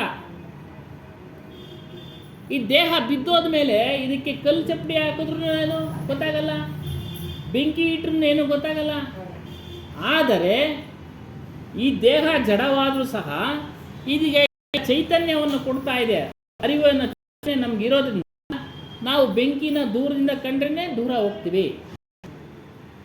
ಅಪಾಯ ಅಲ್ಲಿ ಆಗ್ತಾ ಇದೆ ಅನ್ನೋ ಸ್ಥಳ ಗೊತ್ತಾದರೆ ಸಾಕು, ನಾವು ದೂರ ಇರ್ತೀವಿ. ಈ ದೇಹನ ದೂರ ತೆಗೆದುಕೊಂಡು ಹೋಗ್ತೀವಿ. ಯಾಕೆ? ಈ ದೇಹಕ್ಕೆ ಏನಾದರೂ ಹೆಚ್ಚು ಕಡಿಮೆ ಆಗಿಬಿಟ್ರೆ ಯಾರಪ್ಪ ನೋವು ಅನುಭವಿಸೋದು? ಅಲ್ಲೇನು ದೊಡ್ಡ ಗಲಾಟೆ ನಡೀತಾ ಇದೆ ಅಂತಂದರೆ ಬುದ್ಧಿವಂತನಾದ ವ್ಯಕ್ತಿ ಅರಿವಿನಿಂದ ಏನು ಮಾಡ್ತಾನೆ? ದಿಕ್ಕು ಬದಲಾಯಿಸ್ತಾನೆ, ವಾಪಸ್ಸು ಮನೆಗೆ ಬಂದುಬಿಡ್ತಾನೆ. ಟ್ರಾಫಿಕ್ ಜಾಮ್ಗೆ ಎದುರೋಂಗೆ ಆಗ್ಬಿಟ್ಟೈತಿ ಇವತ್ತಿನ ಪರಿಸ್ಥಿತಿ. ನಾವು ಟ್ರಾಫಿಕ್ ಜಾಮ್ಗೆ ಎದುರ್ಕೊಂಡು ಇವತ್ತೆಲ್ಲ ಏನೋ ಮೆರವಣಿಗೆ ಅಂತಪ್ಪ, ಹೋಗೋದು ಬೇಡ ಆ ಕಡೆ ನೋಡಿ. ಈ ರೀತಿಯಾಗಿ ಈ ಜಡ ದೇಹ ಆದರೂ ಸಹ ಇದಕ್ಕೆ ಚೈತನ್ಯ ಅಂದರೆ ಶಕ್ತಿಯನ್ನು ಕೊಡಿಸ್ತಾ ಇರತಕ್ಕಂಥ ಆ ಚೈತನ್ಯ ಪುರುಷ, ಆತನ ವಿಚಾರ ತಿಳಿರಿ. ಇನ್ನು ಜಡ ಆಗಲೇ ಹೇಳಿದ್ರು, ಭೂಮಿ, ಅಗ್ನಿ, ವಾಯು, ಜಲ ಎಲ್ಲ ಜಡ. ಅವ್ಳಿಗೇನು ಗೊತ್ತಿಲ್ಲ. ಅವಕ್ಕೆ ಇವಾಗ ಜ್ಞಾನಿ ಬರ್ತಾ ಇದ್ದಾನಪ್ಪ ಅಂಥೇಳಿ ಅವೇನು ದೂರ ಆಗ್ತದ ಬೆಂಕಿ, ಇವನು ಪಕ್ಕಕ್ಕೆ ಇಟ್ಟು ಹೋಗ್ಬೇಕು, ಇಲ್ಲ ಪಕ್ಕದಲ್ಲಿ ಹೋಗ್ಬೇಕು ಜ್ಞಾನಿಯಾದವನು. ಅದೇ ರೀತಿ ಮಳೆ ಬಂದರೆ ನೆನೆಯಿತಪ್ಪ, ಕಾಯಿಲೆ ಬರುತ್ತೆ ಅಂತೇಳಿ ಕೊಡೆ ಆದ ಆಶ್ರಯ ತಗೊಳ್ತಾನೆ. ಅಥವಾ ಹೋಗೋದೇ ಇಲ್ಲ, ವಯಸ್ಸಾದಂತೆಲ್ಲ ಮಳೆಗಾಲದಲ್ಲಿ ಪ್ರಯಾಣ ಮಾಡಲ್ಲ ವಯಸ್ಸಾದ ಮೇಲೆ. ಯಾಕೆ? ದೇಹದ ಸ್ಥಿತಿ, ಆರೋಗ್ಯದ ಸ್ಥಿತಿ ಕುಂಠಿತವಾಗಿರುತ್ತೆ. ವಯಸ್ಸಿನಲ್ಲೆಲ್ಲ ಓಡಾಡ್ತೀವಿ. ಏನೋ ಒಂದು ಸ್ವಲ್ಪ ನೆಗಡಿ ಆದರೆ ಒಂದು ಮಾತ್ರೆ ಹಾಕ್ಕೊಂಡು ಕೆಲಸ ಮಾಡ್ತಾ ಇರ್ತೀವಿ. ದೇಹದ ಒಂದು ಆರೋಗ್ಯ ಸ್ಥಿತಿ ಕುಂಠಿತವಾಗ್ತಾ ಇರೋ ಕಾರಣದಿಂದ ಅವಾಗೇನು ಮಾಡ್ತೀವಿ? ಮಳೆ ಬರ್ತಾ ಇದ್ದರೆ ಆಚೆ ಕಡೆ ಹೋಗೋದಿಲ್ಲ. ಈ ರೀತಿ ಅವುಗಳಿಗೆ, ಜಡದ ವಸ್ತುಗಳಿಗೆ ಅವುಗಳ ವಿಚಾರ ಗೊತ್ತಿಲ್ಲ, ಬೇರೆಯವ್ರ ವಿಚಾರ ಗೊತ್ತಿಲ್ಲ. ಅಂದರೆ ತನ್ನನ್ನು ತಾನು ತಿಳಿಯೋ ಶಕ್ತಿ ಇಲ್ಲ, ಬೇರೆಯದನ್ನು ತಿಳಿಯೋ ಶಕ್ತಿ ಇಲ್ಲ. ನೋಡಿ, ಇವು ಸತ್ಯಾಸತ್ಯ. ಅಸತ್ಯ ಯಾವುದು? ಜಡದ ವಸ್ತುಗಳು ಎಲ್ಲವೂ ಅಸತ್ಯ. ಭೂಮಿ, ಅಗ್ನಿ, ಗಾಳಿ, ನೀರು ಎಲ್ಲ ಅಸತ್ಯ. ಅವು ನಮ್ಮನ್ನು ರಕ್ಷಣೆ ಮಾಡೋದಿಲ್ಲ. ರಕ್ಷಣೆ ಮಾಡೋದು ಯಾವುದು ಅಂದರೆ ನಮ್ಮ ಸ್ವರೂಪ. ಇದು ಸತ್ಯಾಸತ್ಯಗಳ ವಿಚಾರ. ಮತ್ತು ಕರ್ತವ್ಯ ಅಕರ್ತವ್ಯ. ನಮ್ಮ ಹಕ್ಕು ಬಾಧ್ಯತೆಗಳಿದ್ದಾವೆ, ನಾವೇನೇನು ಕರ್ತವ್ಯ ಮಾಡಬೇಕು ಅಂತ. ಜೀವನೋಪಾಯಕ್ಕೆ ನಾವು ಅಗತ್ಯವಾಗಿ ಕೆಲಸವನ್ನು ಮಾಡಲೇಬೇಕು. ಯಾರೋ ಮನುಷ್ಯನ ಮುಂದೆ ತಂದು ಆಹಾರ ಇಡೋದಿಲ್ಲ, ಬಟ್ಟೆ ಕೊಡೋದಿಲ್ಲ. ಭಿಕ್ಷೆ ಬೇಡವನು ಸಹ 4 ಮನೆ ಓಡಾಡಬೇಕು, ಬಾಯಿ ಬಿಟ್ಟು ಕೇಳಬೇಕು ಭಿಕ್ಷೆ ಕೊಡಿ ಅಂತ. ಆದರೆ ಕಬೀರ್ ಸಾಹೇಬರು ಭಿಕ್ಷೆ ಬೇಡಬೇಡಿ, ಕರ್ತವ್ಯ ಮಾಡಿ, ನೀವು ಕೆಲಸ ಮಾಡಿ. ಅವರು ಹುಟ್ಟು ನೇಯ್ಗೆ, ಅವರು ಸಂಪ್ರದಾಯ ನೇಯ್ಗೆ ಕೆಲಸ ಅವ್ರದ್ದು, ಅವ್ರ ತಂದೆ ತಾಯಿಗಳದ್ದು. ಇವರು ನೇಯ್ಗೆ ಕೆಲಸ ಮಾಡ್ತಾಯಿದ್ರು. ಅದ್ರ ಜೊತೆಯಲ್ಲಿ ಆತ್ಮಜ್ಞಾನವನ್ನು ವಿಚಾರವನ್ನು ತಿಳ್ಕೊಂಡು ಹೇಳ್ತಾಯಿದ್ರು. ತಾವು ಸಹ ಅವರ ಸಾಧನೆಯಲ್ಲಿದ್ದರು. ಆದರೆ ಕರ್ತವ್ಯ ವಿಮುಖರಾಗಬೇಡಿ, ನೀವು ಕರ್ತವ್ಯವನ್ನು ಮಾಡಿ. ನಿಮ್ಮ ಪಾಲಿಗೆ ಏನೇನು ಕರ್ತವ್ಯ ಬಂದಿದೆಯೋ, ವ್ಯಾಪಾರದ ಪಾಲು ಬಂದಿರುತ್ತೆ, ವ್ಯಾಪಾರ ಮಾಡಿ. ಸರ್ಕಾರಿ ಕೆಲಸ ಸಿಕ್ಕಿದೆ, ಸರ್ಕಾರಿ ಕೆಲಸ ಮಾಡಿ. ಒಟ್ಟಾರೆ ಕರ್ತವ್ಯ ಮಾಡಿ. ಅದೇ ರೀತಿಯಾಗಿ ನಾವು ಯಾವ ಕರ್ತವ್ಯಗಳನ್ನು ಮಾಡಿದರೆ ನಮಗೆ ಈ ಹುಟ್ಟು ಮತ್ತು ಸಾವುಗಳ ಚಕ್ರದಿಂದ ಬಿಡುಗಡೆ, ಅದನ್ನು ತಿಳಿಯಿರಿ. ನಾವು ಬಿಡುಗಡೆ ಆಗಬೇಕಾದ್ರೆ ಆತ್ಮವಿಚಾರವನ್ನು ಹೊರತುಪಡಿಸಿ ಬೇರೆ ಏನನ್ನ ಮಾಡಬಾರ್ದು. ಆತ್ಮಜ್ಞಾನ, ಗುರುಸ್ಮರಣೆ, ಗುರುಪೂಜೆ ಇವುಗಳನ್ನೇ ಮಾಡಬೇಕು, ಇವುಗಳ ಚಿಂತನೆಯನ್ನೇ ಮಾಡಬೇಕು. ಶಂಕರಾಚಾರ್ಯರು ಅದೇ ಹೇಳಿದ್ದಾರೆ, ವೇಮನವರು ಅದೇ ಹೇಳಿದ್ದಾರೆ. ಆತ್ಮನ ಪೂಜೆ ಮಾಡಿರಿ, ಅರಿವಿನ ಪೂಜೆ ಮಾಡಿರಿ, ಗುರುಪೂಜೆ ಮಾಡಿರಿ.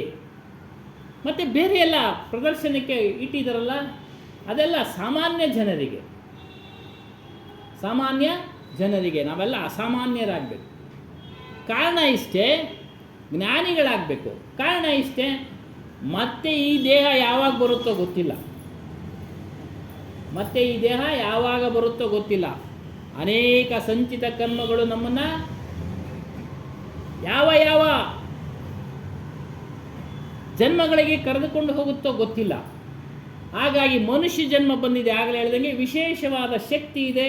ಇದರ ಮೂಲಕ ನೀವು ಚಿಂತನೆ ಮಾಡಿ, ವಿಚಾರ ಮಾಡಿ, ಸತ್ಯಾಸತ್ಯಗಳನ್ನು ತಿಳಿಯಿರಿ, ಚೈತನ್ಯದ ಕಡೆ ನಡೆಯಿರಿ. ಕೆಲವರು ಏನು ಮಾಡ್ತಾ ಇದ್ದಾರೆ ಅಂದರೆ, ತಮ್ಮ ಮನಸ್ಸಿನ ಅನುಕೂಲಕ್ಕೆ ತಕ್ಕಂತೆ ಅವರದೇ ಆದಂಥ ಪರಂಪರೆಗಳನ್ನು ಪೋಷಣೆ ಮಾಡ್ತಾ ಇದ್ದಾರೆ. ಯಾವುದೋ ಒಂದು ಪರಂಪರೆ, ಅದನ್ನು ಒಂದು ಪೋಷಣೆ ಮಾಡ್ತಾರೆ, ಅದರಲ್ಲಿ ಸಿಕ್ಕಾಕೊಂಡಿದ್ದಾರೆ. ಅವರಿಗೆ ಜನ್ಮ ಅಂತೂ ತಪ್ಪಿದ್ದಲ್ಲ, ಹುಟ್ಟತಾನೇ ಇರಬೇಕು. ಮತ್ತು ಈ ರೀತಿಯಾಗಿ ತಿಳ್ಕೊಳ್ಳಿ,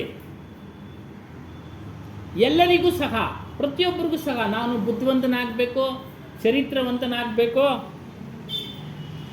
ಯಾವಾಗಲೂ ಶಾಶ್ವತವಾದ ಸಂತೋಷವನ್ನು ಪಡೀಬೇಕು, ಆತ್ಮ ಸಂತೋಷವನ್ನು ಪಡೀಬೇಕು ಅನ್ನೋ ಆಸೆ ಎಲ್ಲರಿಗೂ ಇರ್ತಿದೆ. ನೀನು ಬುದ್ಧಿವಂತನಾಗಬೇಕಾದ್ರೆ ಬುದ್ಧಿವಂತರ ಜೊತೆಯಲ್ಲಿ ಸೇರಬೇಕಪ್ಪ. ದಡ್ಡರ ಜೊತೆಯಲ್ಲಿ ಸೇರಿದ್ರೆ ನೀನು ಬುದ್ಧಿವಂತನಾಗಿ ಸಾಧ್ಯ ಇಲ್ಲ. ವ್ಯಾಪಾರ ನೀನು ಕಲಿಬೇಕಾದ್ರೆ ವ್ಯಾಪಾರಸ್ಥರ ಜೊತೆ ಹೋಗಿ ಸೇರ್ಕೊಳ್ಬೇಕು ನೀನು. ನೇಯ್ಗೆ ಕೆಲಸ ಕಲಿಬೇಕಾದ್ರೆ ನೇಯ್ಗೆಯವ್ರ ಜೊತೆ ಸೇರಬೇಕು ನೀನು. ಆಗ ನೀನು ಬುದ್ಧಿವಂತನಾಗ್ತೀಯ. ಅದು ಹೊಟ್ಟೆಪಾಡಿನ ಜ್ಞಾನ ಮಾಡಲೇಬೇಕು ಅವಶ್ಯಕವಾಗಿ. ಮತ್ತು ಚಾರಿತ್ರಿಕ ನಿನ್ನ 4 ಜನ ಹೊಗಳಬೇಕಾದ್ರೆ ನಿನ್ನ ಚರಿತ್ರೆ ಚೆನ್ನಾಗಿರ್ಬೇಕಪ್ಪ. ಚರಿತ್ರೆ ಅಂದರೆ ನೀನು ನಡೆದು ಬಂದ ಹಾದಿ, ನಿನ್ನಲ್ಲಿ ಯಾವ ಗುಣಗಳಿತ್ತು ಅವುಗಳ ಆಧಾರದ ಮೇಲೆ ನಿನ್ನನ್ನು ತೀರ್ಮಾನ ಮಾಡ್ತಾರೆ. ಒಳ್ಳೆಯ ವ್ಯಕ್ತಿ, ಕೆಟ್ಟ ವ್ಯಕ್ತಿ. ನೋಡಿ, ಇದು ಚರಿತ್ರೆ. ತಂದೆ ತಾಯಿಗಳು ಗೌರವ ಕೊಟ್ಟರೆ, ಒಳ್ಳೆಯವನಪ್ಪ ಅವನು, ತಂದೆ ತಾಯಿಗಳನ್ನ ಸಾಕ್ತಾ ಇದ್ದಾನೆ, ಒಳ್ಳೆ ಬುದ್ಧಿವಂತನಪ್ಪ, ಈ ರೀತಿ. ಅದರಿಂದ ನಿನಗೆ ಸಂತೋಷ ಆಗುತ್ತೆ. ಬುದ್ಧಿವಂತ ನೀನು ಅಂತ ಹೊಗಳಿದ್ರೆ ಸಂತೋಷ ಆಗುತ್ತೆ. ಒಳ್ಳೆಯ ವ್ಯಕ್ತಿ ಕಣಯ್ಯ ನೀನು ಅಂತೇಳಿ ನಿನ್ನ ವ್ಯಕ್ತಿತ್ವವನ್ನು ಕುರಿತು ಹೇಳಿದ್ರೆ ಸಂತೋಷ ಆಗುತ್ತೆ. ನೋಡಿ, ಅವೆಲ್ಲ ನಾಶ ಆಗ್ತವೆ. ಆದರೆ ಅವು ಬೇಕು. ಜೀವನದಲ್ಲಿ ಕೊನೆ ಇರೋವರೆಗೂ, ಜೀವನ ಈ ದೇಹ ಬೀಳೋವರೆಗೂ ಒಳ್ಳೆ ಚರಿತ್ರವಂತನಾಗಿ ಬಾಳಬೇಕು. ಬುದ್ಧಿ ಹೇಳೋಕ್ಕಾಗೋದಿಲ್ಲ, ವಯಸ್ಸಾದಮೇಲೆ ಸ್ವಲ್ಪ ಅರಳೋ ಮರಳೋ ಹೆಚ್ಚು ಕಡಿಮೆ ಆಗ್ತವೆ.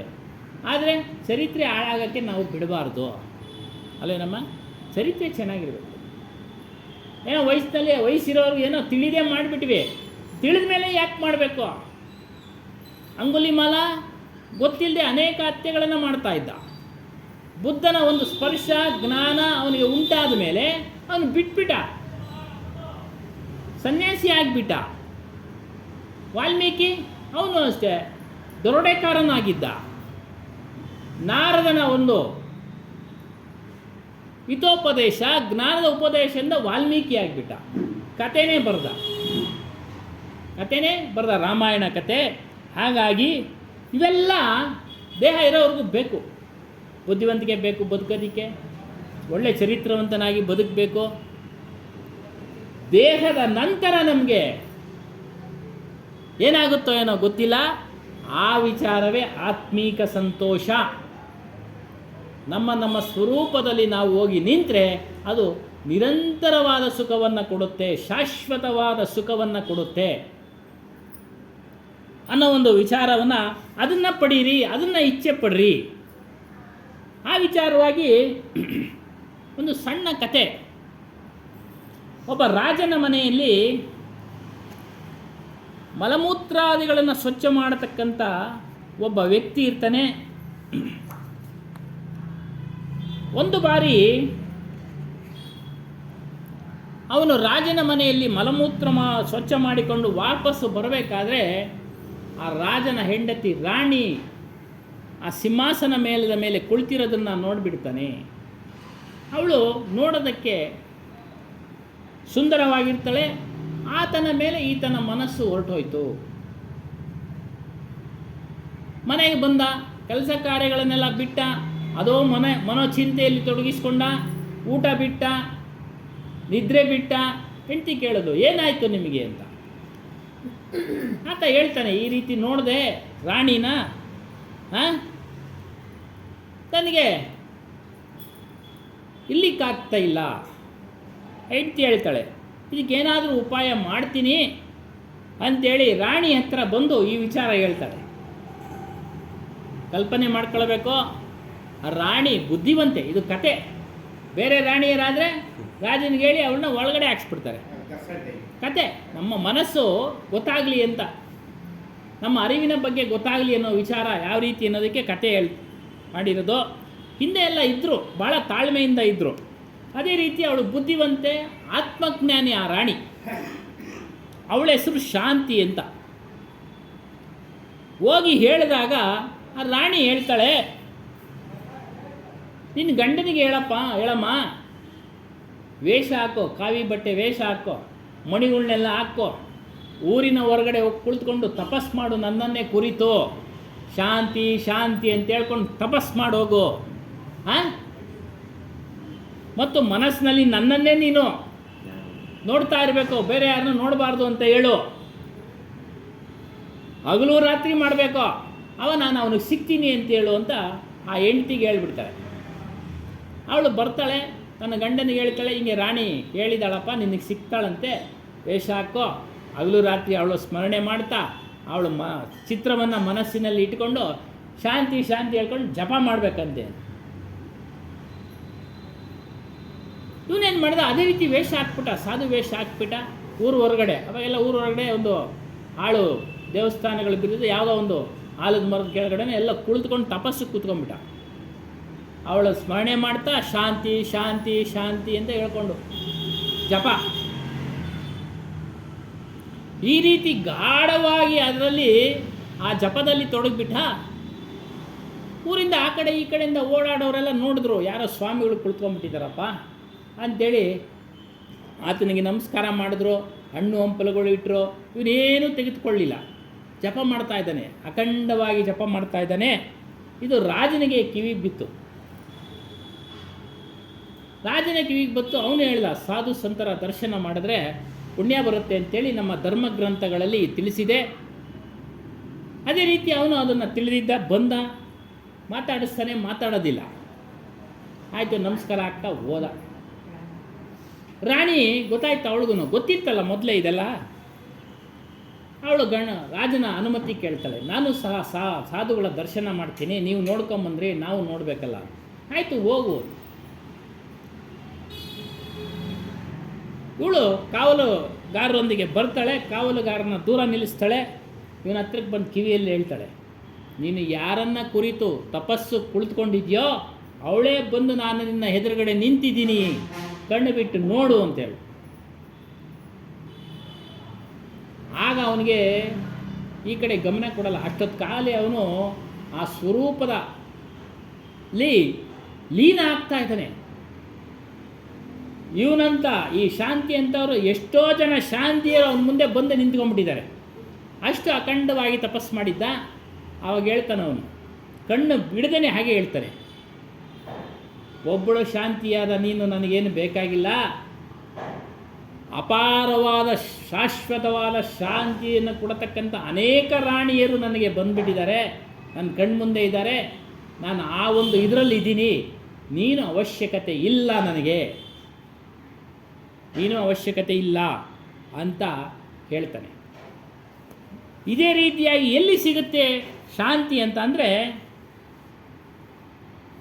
ನಮ್ಮ ಸ್ವರೂಪದಲ್ಲಿ. ಅದು ನೋಡಿ, ಶಾಶ್ವತವಾದ ಶಾಂತಿ, ಶಾಶ್ವತವಾದ ಅದೇ ಆತ್ಮೀಕ ಸಂತೋಷ, ಆತ್ಮದ ಸಂತೋಷ ಅಂತ ಕರೀತಾರೆ.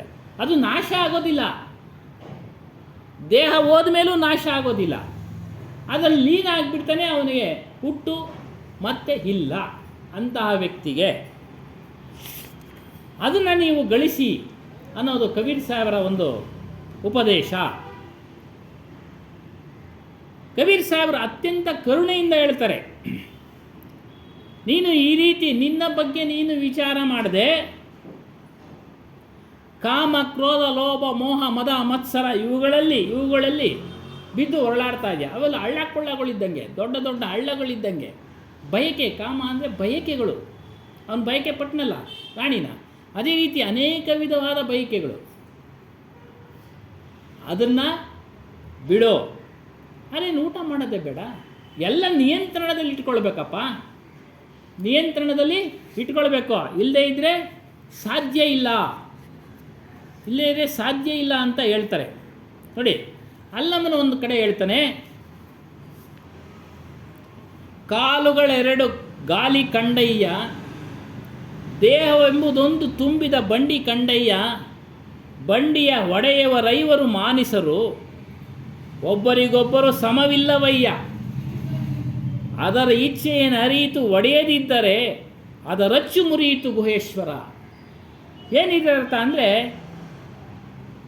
ಈ ದೇಹ ಹಲವಾರು ಆಸೆಗಳು, ಭಾವಗಳು ಎಂಬ ಸರಕುಗಳು ತುಂಬಿದ ಬಂಡಿ ಅಂದರೆ ಕೈಗಾಡಿಗಳು. ಅವಾಗೆಲ್ಲ ಈ ಬಂಡಿಗೆ ಹೋಲಿಸೋನೆ. ಈ ಬಂಡಿನ ಎಳೆಯದು ಪಂಚೇಂದ್ರಿಯಗಳು, ಕಣ್ಣು, ಕಿವಿ, ಮೂಗು, ನಾಲಿಗೆ, ಚರ್ಮ, ಇವೆಲ್ಲ ಪಂಚ ಜ್ಞಾನೇಂದ್ರಿಯಗಳು. ಕರ್ಮೇಂದ್ರಿಯಗಳು ಬೇರೆ ಇದ್ದಾವೆ. ಅವುಗಳ ಕೆಲಸ, ಬಾಯಿ ಮಾತಾಡುತ್ತೆ, ಕೈ ಕೊಡುತ್ತೆ, ತೆಗೆದುಕೊಳ್ಳುತ್ತೆ, ಕಾಲು ಓಡಾಡುತ್ತೆ, ಮಲಮೂತ್ರ ವಿಸರ್ಜನೆ, ಇವೆಲ್ಲ ಕರ್ಮೇಂದ್ರಿಯಗಳು. ಈ ಪಂಚ ಜ್ಞಾನೇಂದ್ರಿಯಗಳೇ ಕೆಲಸ ಜಾಸ್ತಿ. ಇವುಗಳು ಆಮಿಷಗಳು ಅಂದರೆ ಆಸೆಗಳು ಒಳಗಾಗುತ್ತಾ ಬಂಡಿಯನ್ನು ದಾರಿ ತಪ್ಪಿಸುತ್ತವೆ. ನಮ್ಮ ದೇಹವನ್ನು ದಾರಿ ತಪ್ಪಿಸ್ಬಿಡುತ್ತೆ. ಜ್ಞಾನೇಂದ್ರಿಯಗಳ ಹಿಂದೆ ಹೋದರೆ, ಅಂದರೆ ಅತಿಯಾಗಿ ಹೋದರೆ ನಮ್ಮನ್ನು ದಾರಿ ತಪ್ಪಿಸ್ತವೆ. ಪಂಚೇಂದ್ರಿಯಿಂದ ಪ್ರೇರಿತ ಇಚ್ಛೆಗಳನ್ನು ನಿಯಂತ್ರಿಸಿಕೊಂಡು ನೋಡಿ, ಪಂಚ ಜ್ಞಾನೇಂದ್ರಿಯಗಳು ಬೇಕೋ, ಅದಕ್ಕೆ ಪೂರಕವಾದಂಥ ಶಬ್ದ, ಸ್ಪರ್ಶ, ರೂಪ, ರಸ, ಗಂಧ ಬೇಕು.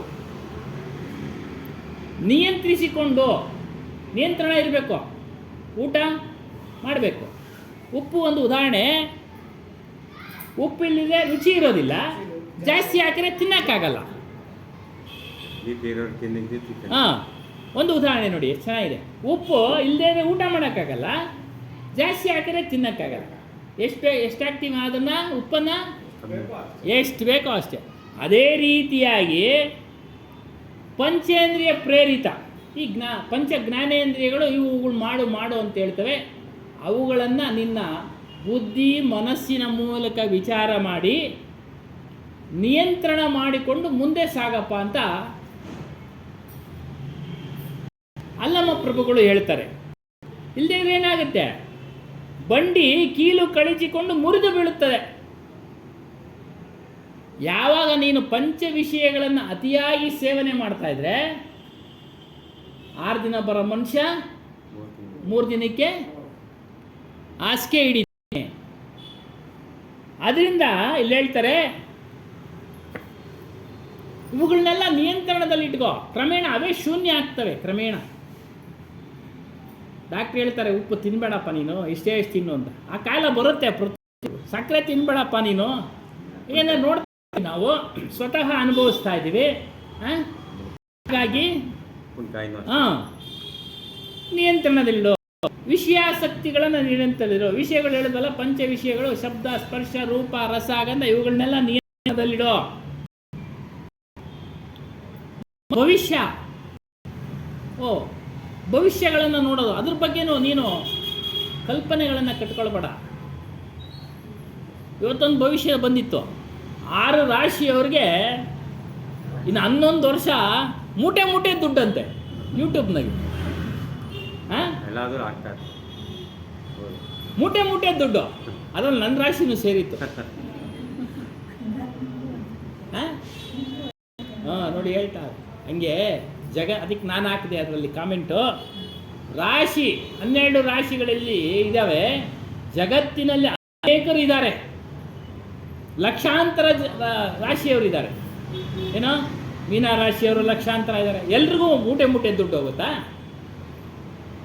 ನೋಡಿ ಅವೆಲ್ಲ ಭ್ರಮೆ. ಅವುಗಳ ಹಿಂದೆ ಬೀಳಬೇಡಿ. ಬರಲ್ಲ. ನೋಡಿ ಅವರು ಸ್ವಲ್ಪ ಕಲ್ತಿದ್ದಾರೆ, ಹೇಳ್ತಾ ಇದ್ದಾರೆ. ಆ ಥರ ನೀವು ಅದರ ಕಲ್ಪನೆಗಳಲ್ಲಿ ನಿಮ್ಮ ಮನಸ್ಸನ್ನು ತೊಡಗಿಸ್ಕೊಳ್ಬೇಡಿ ಅಂತ ಇಲ್ಲ ಅರ್ಥ. ಮೂಟೆ ಎಲ್ಲ ಇದೇ ಮಾಡೋದು, ಅದನ್ನೆಲ್ಲ ತೊಗೊಳ್ಬೇಡಿ. ನೀವು ದುಡಿಬೇಕು, ನೀವು ತಿನ್ನಬೇಕು. ಹೆಚ್ಚು ದುಡಿದ್ರೆ ಮನೆ ಮಠ ಆಸ್ತಿ ಎಲ್ಲ ಮಾಡ್ಕೊಳ್ಳಿ, ನಿಮ್ಮ ಅನುಕೂಲಕ್ಕೆ ತಕ್ಕಂತೆ ಮಾಡಿ. ವಯಸ್ಸಾದ್ಮೇಲೂ ಅವೆಲ್ಲ ನಂಬೋಕ್ಕೆ ಸಾಧ್ಯನಾ? ವಯಸ್ಸಿರೋವಾಗೆ ಅವೆಲ್ಲ ನಂಬ್ತಾರೆ, ಏನು ಮಾಡೋಕ್ಕಾಗತ್ತಿಲ್ಲ. ಅವ್ರು ಹೇಳ್ತಾರೆ ಇದೆಲ್ಲ ನಿಮ್ಗೆ ಈಡೇರಬೇಕಾದ್ರೆ ಆ ಪೂಜೆ ಮಾಡು ಈ ಪೂಜೆ ಮಾಡು ಅಂತೇಳಿ ಶಬ್ದಗಳ ಜಾಲದಲ್ಲಿ ಎಳ್ಕೊಂಡ್ಬಿಡ್ತಾರೆ ನಮ್ಮನ್ನು. ದಾನ ಕೊಡು, ಈ ಪೂಜೆ ಮಾಡೋ, ಅವ್ರ ನಂಬರು ಕೇಳಿದ್ರೆ ನಂಬರ್ ಕೊಡ್ತಾರೆ. ನಾನು ಸ್ವಾಮಿ ನಿಮ್ಮದು ನೋಡಿದೆ, ನಾವು ಏನು ಮಾಡಬೇಕು ಅಂದರೆ ನೋಡಿ ಇಂಥ ಪೂಜೆ ಮಾಡು. ಹೌದು, ಯಾರಿಗೋ ಅದು ಪೂರ್ವ ಜನ್ಮದ ಸಂಸ್ಕಾರದ ಫಲ ಇದ್ದರೆ ಅದು ದಕ್ಕುತ್ತೆ, ಇಲ್ಲಾಂದರೆ ದಕ್ಕದಿಲ್ಲ. ಮತ್ತು ಶಕುನ ಅಪಶಕುನ ಸಮಾಜದಲ್ಲಿದೆ, ಮದುವೆ ಮುಂಜಿಗಳಿಗೆಲ್ಲ ಅದೆಲ್ಲ ನೋಡಿ. ಆದರೆ ನೀನು ಆತ್ಮಜ್ಞಾನಕ್ಕೆ ಬರೋವಾಗ ಸತ್ಸಂಗ ಬರ್ತಾ ಇದ್ದೀವಿ, ಬೆಕ್ಕಡ್ಡ ಬಂದ್ಬಿಡ್ತು, ನೋಡಕ್ಕೆ ಹೋಗಬೇಡಿ, ಬನ್ನಿ, ಏನಾಗೋದಿಲ್ಲ, ಬಂದ್ಬಿಡ್ಬೇಕು. ಇಂಥ ವಿಚಾರಗಳು ಸಿಗೋದಿಲ್ಲ, ಮತ್ತೆ ನಮಗೆ ಸಿಗೋದಿಲ್ಲ. ಮನುಷ್ಯ ಜನ್ಮದೇ ದುರ್ಲಭ. ಲಕ್ಕಿ ಲಾಟರಿ ಇದು ಬಂದಿದೆ, ಇದನ್ನು ಸದುಪಯೋಗ ಪಡಿಸ್ಕೊಳ್ಳಿ. ಬೆಕ್ಕಡ್ಡ ಬಂದ್ಬಿಡ್ತು ಅಂತ ವಾಪಸ್ ಹೋದರೆ ಕೆಲವೊಂದು ವಿಚಾರಗಳು ನಮಗೆ ಗೊತ್ತಾಗೋದಿಲ್ಲ. ಮನುಷ್ಯ ಜನ್ಮ ಬಂದಿದೆ, ಅದರಲ್ಲೂ ವಿಶೇಷವಾಗಿ ತನ್ನನ್ನು ತಾನು ತಿಳಿಬೇಕು ಅನ್ನೋದು ಬುದ್ಧಿ ಬರೋದು ಅಪರೂಪ, ಯಾರಿಗೋ ಒಬ್ಬರಿಗೆ, ಕೆಲವ್ರಿಗೆ ಮಾತ್ರ. ನೋಡಿ ನಮಗೆ ನಿಮಗೆಲ್ಲ ಬಂದಿದ್ದೀವಿ, ಕುಳಿತಿದ್ದೀವಿ. ಕೇಳಿದ ಮಾತ್ರಕ್ಕೆ ಅದ್ರ ಪರಿಚಯನಾ? ಇಲ್ಲ. ಆಗಲೇ ಹೇಳಿದ್ವಲ್ಲ, ಶ್ರದ್ಧೆಯಿಂದ ಮನನ ಮಾಡಬೇಕು, ಗುರುವಿನ ಸಂಘ ಮಾಡಬೇಕು, ಗುರುವಿನಿಂದ ದೀಕ್ಷಾ ಮೂಲಕ ತಿಳಿಬೇಕು.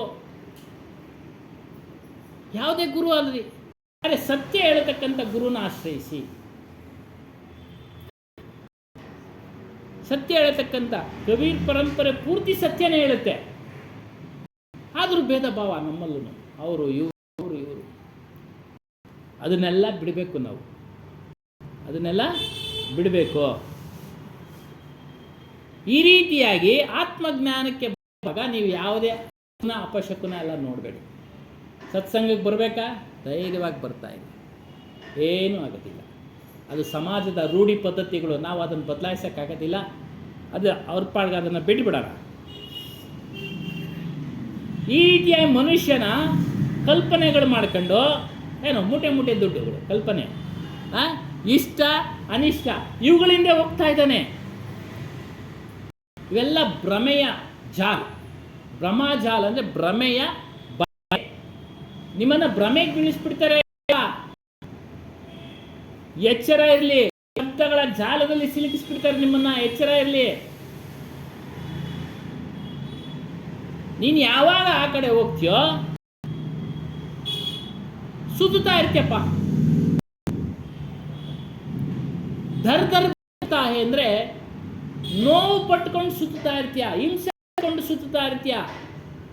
ಏನಾದ್ರ ಅರ್ಥ ಅಂದ್ರೆ ಜನನವಾಗುವಾಗ ಎಷ್ಟು ನೋವು ನಮ್ಗೆ ಅದ್ರ ಅರಿವಿಲ್ಲ, ಆಚೆ ಕಡೆ ಬಂದ ಮೇಲೆ ಅಲ್ವರ. ಆ ಹೆಣ್ಮಗಳಿಗೂ ನೋವು, ಈತನಿಗೂ ಮಗುಗೂ ನೋವು.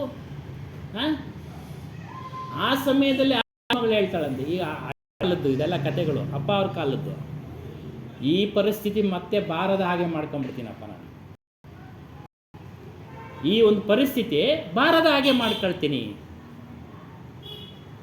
ಅಷ್ಟೇ ಅನ್ನೋದು. ಅದು ಪ್ರಸೂತಿ ವೈರಾಗ್ಯ.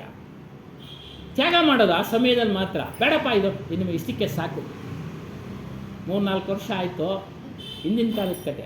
ಈ ಪೀಡೆ ಹುಟ್ಟೋದೇ ಹುಟ್ಟೋ, ಇನ್ನೇನು ಆಗಲೇ ಇಲ್ಲ ಮುಂದೆ. ನೋಡಿ, ಪ್ರಸೂತಿ ವೈರಾಗ್ಯ. ಆ ಸಮಯದಲ್ಲಿ ಮಾತ್ರ ವೈರಾಗ್ಯ, ಬೇಡ ಅಂತ. ಈಗೆಲ್ಲ ಬಿಡಿ, ವಿಜ್ಞಾನ ಬೆಳೆದಿದೆ, ಅದಕ್ಕೆ ಅನುಕೂಲಕ್ಕೆ ತಕ್ಕಂಗೆ ಫ್ಯಾಮಿಲಿ ಪ್ಲ್ಯಾನಿಂಗ್ ಎಲ್ಲ ಮಾಡ್ಕೊಳ್ತಾ ಇದ್ದಾರೆ. ಇದು ಆ ಕಾಲದ್ದು. ಈ ರೀತಿ ಹಿಂಸೆ ಪಟ್ಕೊಂಡು ಹುಟ್ಟುತ್ತಾ ಇರ್ತೀಯಪ್ಪ. ಪ್ರತಿಯೊಂದು ಮನೆಯಲ್ಲಿ ಹುಟ್ಟುವಾಗ ಹಿಂಸೆ, ಮರಣ ಆಗುವಾಗ ಅದು ಹಿಂಸೆನೆ. ಕೆಲವರು ರಾತ್ರಿ ಮಲಗ್ತಾರೆ, ಬೆಳಗ್ಗೆ ಎದ್ದೊಳ್ಳಿಲ್ಲ ಅಂತಾರೆ. ಅವ್ರು ಹೋಗೋವಾಗ ಎಷ್ಟು ಕಷ್ಟಪಟ್ಟರು. ಈ ರೀತಿ ದರ್ ಹಿಂಸೆ ಪಟ್ಟು ಸುತ್ತಾ ಇರ್ತೀಯ. 84 ಲಕ್ಷ ಯೋನಿಗಳಲ್ಲಿ 84 ಲಕ್ಷ ಜೀವರಾಶಿಗಳಿದ್ದಾವೆ. ಇದನ್ನ ವಿಚಾರ ಮಾಡು. ಒಂದು ಉದಾಹರಣೆ ಕೊಡ್ತಾರೆ ಯಾವ ರೀತಿ ಹಿಂಸೆ ಅನ್ನೋದು. ಒಂದು ಮೀನನ್ನು ನೀರಿಂದ ಎತ್ತಿ ಹೊರಗಡೆ ಹಾಕ್ಬಿಟ್ರೆ ಹೇಗೆ ಅದು ಒದ್ದಾಡುತ್ತೆ, ಮಿಲ ಮಿಲ ಮಿಲ ಮಿಲ ಮಿಲ ಅಂತ. ಅದೇ ರೀತಿ ನೀನು ಒದ್ದಾಡ್ತೀಯಪ್ಪ. ಅದೇ ರೀತಿ ಒದ್ದಾಡ್ತೀಯ. ಎಚ್ಚರಗೊಳ್ಳು. ಆತ್ಮವಿಚಾರವನ್ನು ಮಾಡು.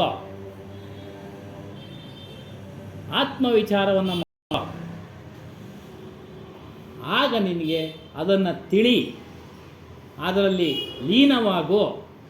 ಆಗ ನಿನಗೆ ಈ ಒಂದು ಕಷ್ಟಗಳೆಲ್ಲ ದೂರ ಆಗುತ್ತೆ. ಇಲ್ಲಿ ಇನ್ನೊಂದು ಕೊಡ್ತಾರೆ ವಿಚಾರದಲ್ಲಿ. ಈ ಜಾತಕ ಅಂತಾರೆ, ಜಾತಕ ಪಕ್ಷಿ ಇರಬೇಕು ಅನ್ಸುತ್ತೆ. ಅದು ನೀರು ಕುಡಿಬೇಕಾದ್ರೆ ಸ್ವಾತಿ ಮಳೆಯ ಹನಿಯ ನೀರನ್ನೇ ಕುಡಿಯುತ್ತೆ ಹೊರತು ಆಕಾಶದಲ್ಲಿ ದೊಡ್ಡ ದೊಡ್ಡ ಜಲಾಶಯದಲ್ಲಿ ನೀರಿರಲಿ, ದೊಡ್ಡ ಸಮುದ್ರ ಕೆರೆ ನೀರಿರಲಿ, ಯಾವುದನ್ನು ಇಲ್ಲಂತೆ. ಬೀಳಲಿಲ್ವಾ ಎದ್ದೊರಟೋಗುತ್ತಂತೆ. ವಿಶೇಷವಾದ ಶಕ್ತಿ. ಅದು ಉದಾಹರಣೆ ಕೊಡ್ತಾರೆ. ಏನಕ್ಕೆ? ಶ್ರದ್ಧೆಯ ವಿಚಾರಕ್ಕೆ. ಆ ರೀತಿ ನೀನು ಶ್ರದ್ಧೆ ಇಡಬೇಕು ಗುರುವಾಕ್ಯದಲ್ಲಿ, ನಿನ್ನ ಒಂದು ಆತ್ಮವಿಚಾರದಲ್ಲಿ. ಗುರುಗಳು ಏನು ಹೇಳ್ತಾರೋ ಅದನ್ನು ಪಾಲನೆ ಮಾಡಬೇಕು. ಗುರುಗಳು ಏನು ಹೇಳ್ತಾರೋ ಅದನ್ನು ಪಾಲನೆ ಮಾಡಬೇಕು. ಸತ್ಯವಾದ ಗುರು ಮಾಡೋದು ಮಾತ್ರ ಮಾಡಿ ತಿಳಿರಿ. ಏನೋ ಒಂದು ಸಮಸ್ಯೆ ಬಂತು, ಗುರುನ ಕೇಳಿದ್ರು, ಅದು ನನಗೆ ಗೊತ್ತಿಲ್ಲ ಅಂದ ತಕ್ಷಣ ಈ ಗುರು ಸರಿ ಇಲ್ಲ ಅಂತೇಳಿ ಇನ್ನೊಂದು ಮಾಡೋದಲ್ಲ. ಆ ವಿಚಾರನೂ ಇಲ್ಲಿ ಹಾಕಿದ್ದಾರೆ. ಆ ರೀತಿಯೆಲ್ಲ ಬದಲಾಯಿಸ್ಬೇಡಿ. ನೀವೇ ವಿಚಾರ ಮಾಡಬೇಕು. ನಿನಗೂ ಶಕ್ತಿ ಕೊಟ್ಟಿದ್ದಾರೆ. ನಿಮಗೆ ಶಕ್ತಿ ಕೊಟ್ಟಿದ್ದಾನೆ ಗುರು, ವಿಚಾರ ಮಾಡೋ ಶಕ್ತಿ ತಿಳಿಸ್ಕೊಟ್ಟಿದ್ದಾನೆ. ಅದರಿಂದ ವಿಚಾರ ಮಾಡಪ್ಪ ನೀನು. ಯಾಕೆ ನೀನು ಬೇರೆ ಬೇರೆ ಮಾಡ್ತೀಯಾ? ಮಾಡಬೇಡ. ಅದು ದ್ರೋಹ ಬಗ್ದಂಗೆ ಆಗುತ್ತೆ, ಅದು ದ್ರೋಹ ಬಗದ ಹಾಗೆ ಆಗುತ್ತೆ. ಮಾಡಬೇಡ ಅದನ್ನು. ಸತ್ಯವಾದ ಗುರುವನ್ನು ಆಶ್ರಯಿಸಿದ ನೀನೇ ವಿಚಾರ ಮಾಡಬೇಕು, ವಿಚಾರ ಮಾಡಬೇಕು. ಇಲ್ಲ ಓದ್ಬಿಡೋಣ ಅದನ್ನು.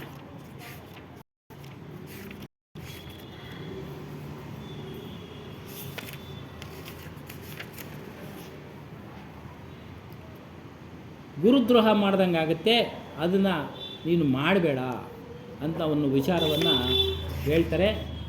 ಈ ರೀತಿಯಾಗಿ ನಾವು ಗುರುಗಳು ಹೇಳಿರ್ತಕ್ಕಂಥ ಮಾತುಗಳಲ್ಲಿ ಶ್ರದ್ಧೆ ಇಡಬೇಕು, ಮಾತುಗಳಲ್ಲಿ ಶ್ರದ್ಧೆ ಇಡಬೇಕು. ವಿಚಾರ ಮಾಡಿ, ಸತ್ಯಾಸತ್ಯಗಳನ್ನು ವಿಚಾರ ಮಾಡಿ, ಆಮೇಲೆ ಗುರುನ್ ಮಾಡಿ. ನೀವು ಅವ್ರು ಹೇಳ್ತಾ ಇರೋದು ಸತ್ಯ ಇದೆಯಾ, ಇವರು ಹೇಳ್ದಂಗೆ ನಡೀತಾ ಇದ್ದಾರಾ, ಅದೇ ಆಚರಣೆಯಲ್ಲಿ ಅವ್ರನ್ನ ನೋಡಬೇಕು.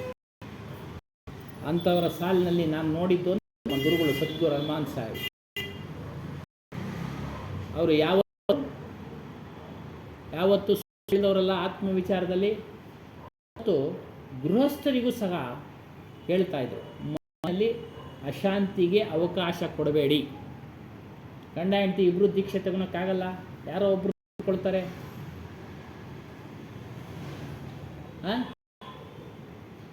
ಅದನ್ನ ಸೂಕ್ಷ್ಮವಾಗಿ ಹೇಳ್ತಾ ಇದ್ರು. ಗೃಹಸ್ಥ ಧರ್ಮ ಪಾಲನೆ ಮಾಡಿ, ಗೃಹಸ್ಥ ಧರ್ಮ ಪಾಲನೆ ಮಾಡಿ, ಜೊತೆಗೆ ಆತ್ಮವಿಚಾರವನ್ನು ತಿಳ್ಕೊಳ್ಳಿ, ಆತ್ಮವಿಚಾರವನ್ನು ತಿಳ್ಕೊಳ್ಳಿ. ಆತ್ಮವೇ ಪರಮಾತ್ಮ ಅನ್ನೋದು ಕಬೀರ್ ಸಾಹೇಬರ ಒಂದು ಇದು ಸಂದೇಶ, ಸಾಹೇಬರ ಸಂದೇಶ. ಅದನ್ನು ತಿಳಿದ್ರೆ ಎಲ್ಲವನ್ನ ತಿಳಿದಂಗೆ, ಎಲ್ಲವನ್ನ ಅದನ್ನು ನಮ್ಮ ಸತ್ಸಂಗದಲ್ಲಿ ತಿಳಿಸ್ತಾ ಇದೆ. ರಾಮ ನಾಮ ಹಿಹೈ ನಿಜ ಸಾರ. ಏನಿದರ್ಥ ಅಂದರೆ ರಾಮನಾಮ ನಿಜ ಸಾರ. ರಾಮನಾಮ ಸ್ವರೂಪಕ್ಕೆ ಹೆಸರಿಟ್ರು, ಸತ್ಯನಾಮ ಅಂತ ಹೆಸರಿಟ್ರು, ರಾಮನಾಮ ಅಂತ ಹೆಸರಿಟ್ರು, ಚೈತನ್ಯ ಅಂತ ಹೆಸರಿಟ್ರು. ಅದು ಸಾರತತ್ವದಿಂದ ಕೂಡಿದೆಯಪ್ಪ. ಸಾರತತ್ವ ಅಂದರೆ ನಮ್ಮನ್ನು ಬಿಡುಗಡೆ ಮಾಡಿಸತಕ್ಕಂಥ ಶಬ್ದಗಳಿಂದ ಕೂಡಿದೆ.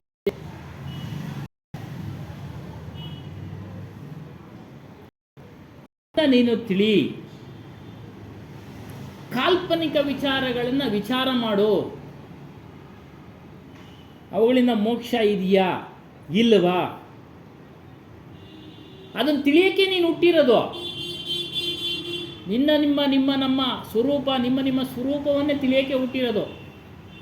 ಆಗಲೇ ಹೇಳ್ದಂಗೆ ಆ ಮಗು ಕಷ್ಟದಿಂದ ಹೊರಗಡೆ ಬರ್ತಾ ಇರಬೇಕಾದ್ರೆ ಪೂರ್ವ ಜನ್ಮದ ಒಂದು ಸಂಸ್ಕಾರಗಳ ಅರಿವು ಇರುತ್ತೆ. ಮಹಾತ್ಮರು ಹೇಳಿರೋದು. ಆ ಮಗು ಹೇಳುತ್ತೆ, ಹೇ ಪರಮಾತ್ಮ, ರಾಮನೋ ಕೃಷ್ಣನ ಯಾವ್ದು ಪೂಜೆ ಮಾಡಿರ್ತಾನೆ, ನನ್ನ ಈ ದುಃಖದಿಂದ ಬಿಡುಗಡೆ ಮಾಡಿಸು ಈ ಸದ್ಯಕ್ಕೆ, ಮತ್ತೆ ನಾನು ಬಾರದ ಹಾಗೆ ಮಾಡ್ತೀನಿ ಅಂತ, ಮತ್ತೆ ನಾನು ಈ ಒಂದು ಸಂಕಟಕ್ಕೆ ಬಾರದ ಹಾಗೆ ಮಾಡ್ಕೊಳ್ತೀನಿ ಅಂತ ಮೊರೆ ಇಡುತ್ತಂತೆ. ಆದರೆ ಹೊರಗಡೆ ಬಂದಮೇಲೆ ಮಾಯ ಪಂಚ ಆವರಿಸ್ಬಿಡುತ್ತೆ, ಮರೆತು ಹೋಗ್ಬಿಡ್ತಾನೆ. ನೆನಪು ಮಾಡ್ಕೊಂಡು ಗುರುಗಳಿದ್ದಾರೆ, ಗುರುಗಳ ಹತ್ರ ಹೋಗೋದಿಕ್ಕಿಲ್ಲ. ಕಾರಣ ಇಷ್ಟೇ, ನಾವು ನಮ್ಮನ್ನು ನಾವು ತಿಳಿಬೇಕು ಅನ್ನೋ ಒಂದು ಸ್ಥಳಕ್ಕೆ ಬರಬೇಕಾದ್ರೆ 100 ಕೋಟಿ ಜನ್ಮದಲ್ಲಿ ನಿಷ್ಕಾಮದಿಂದ ನಾವು ಯಾರನ್ನು ಇಷ್ಟಪಟ್ಟು ಪೂಜೆ ಮಾಡ್ತಾ ಇರ್ತೀವಿ, ಆ ದೇವರನ್ನು ಪೂಜೆ ಮಾಡಿರ್ತೀವಿ, ರಾಮನನ್ನು ಕೃಷ್ಣನನ್ನು. ನಿಷ್ಕಾಮ ಅಂದರೆ ಯಾವುದೇ ಬಯಕೆ ಇಲ್ಲದೆ, ಯಾವುದೇ ಅಪೇಕ್ಷೆ ಇಲ್ಲದೆ ಪೂಜೆ ಮಾಡಿರ್ತೀವಿ. ಅದರ ತಂದು ನಮ್ಮ ನಾವು ತಿಳಿಬೇಕು ಒಂದು ಸ್ಥಳಕ್ಕೆ ತಂದು ಬಿಡುತ್ತೆ.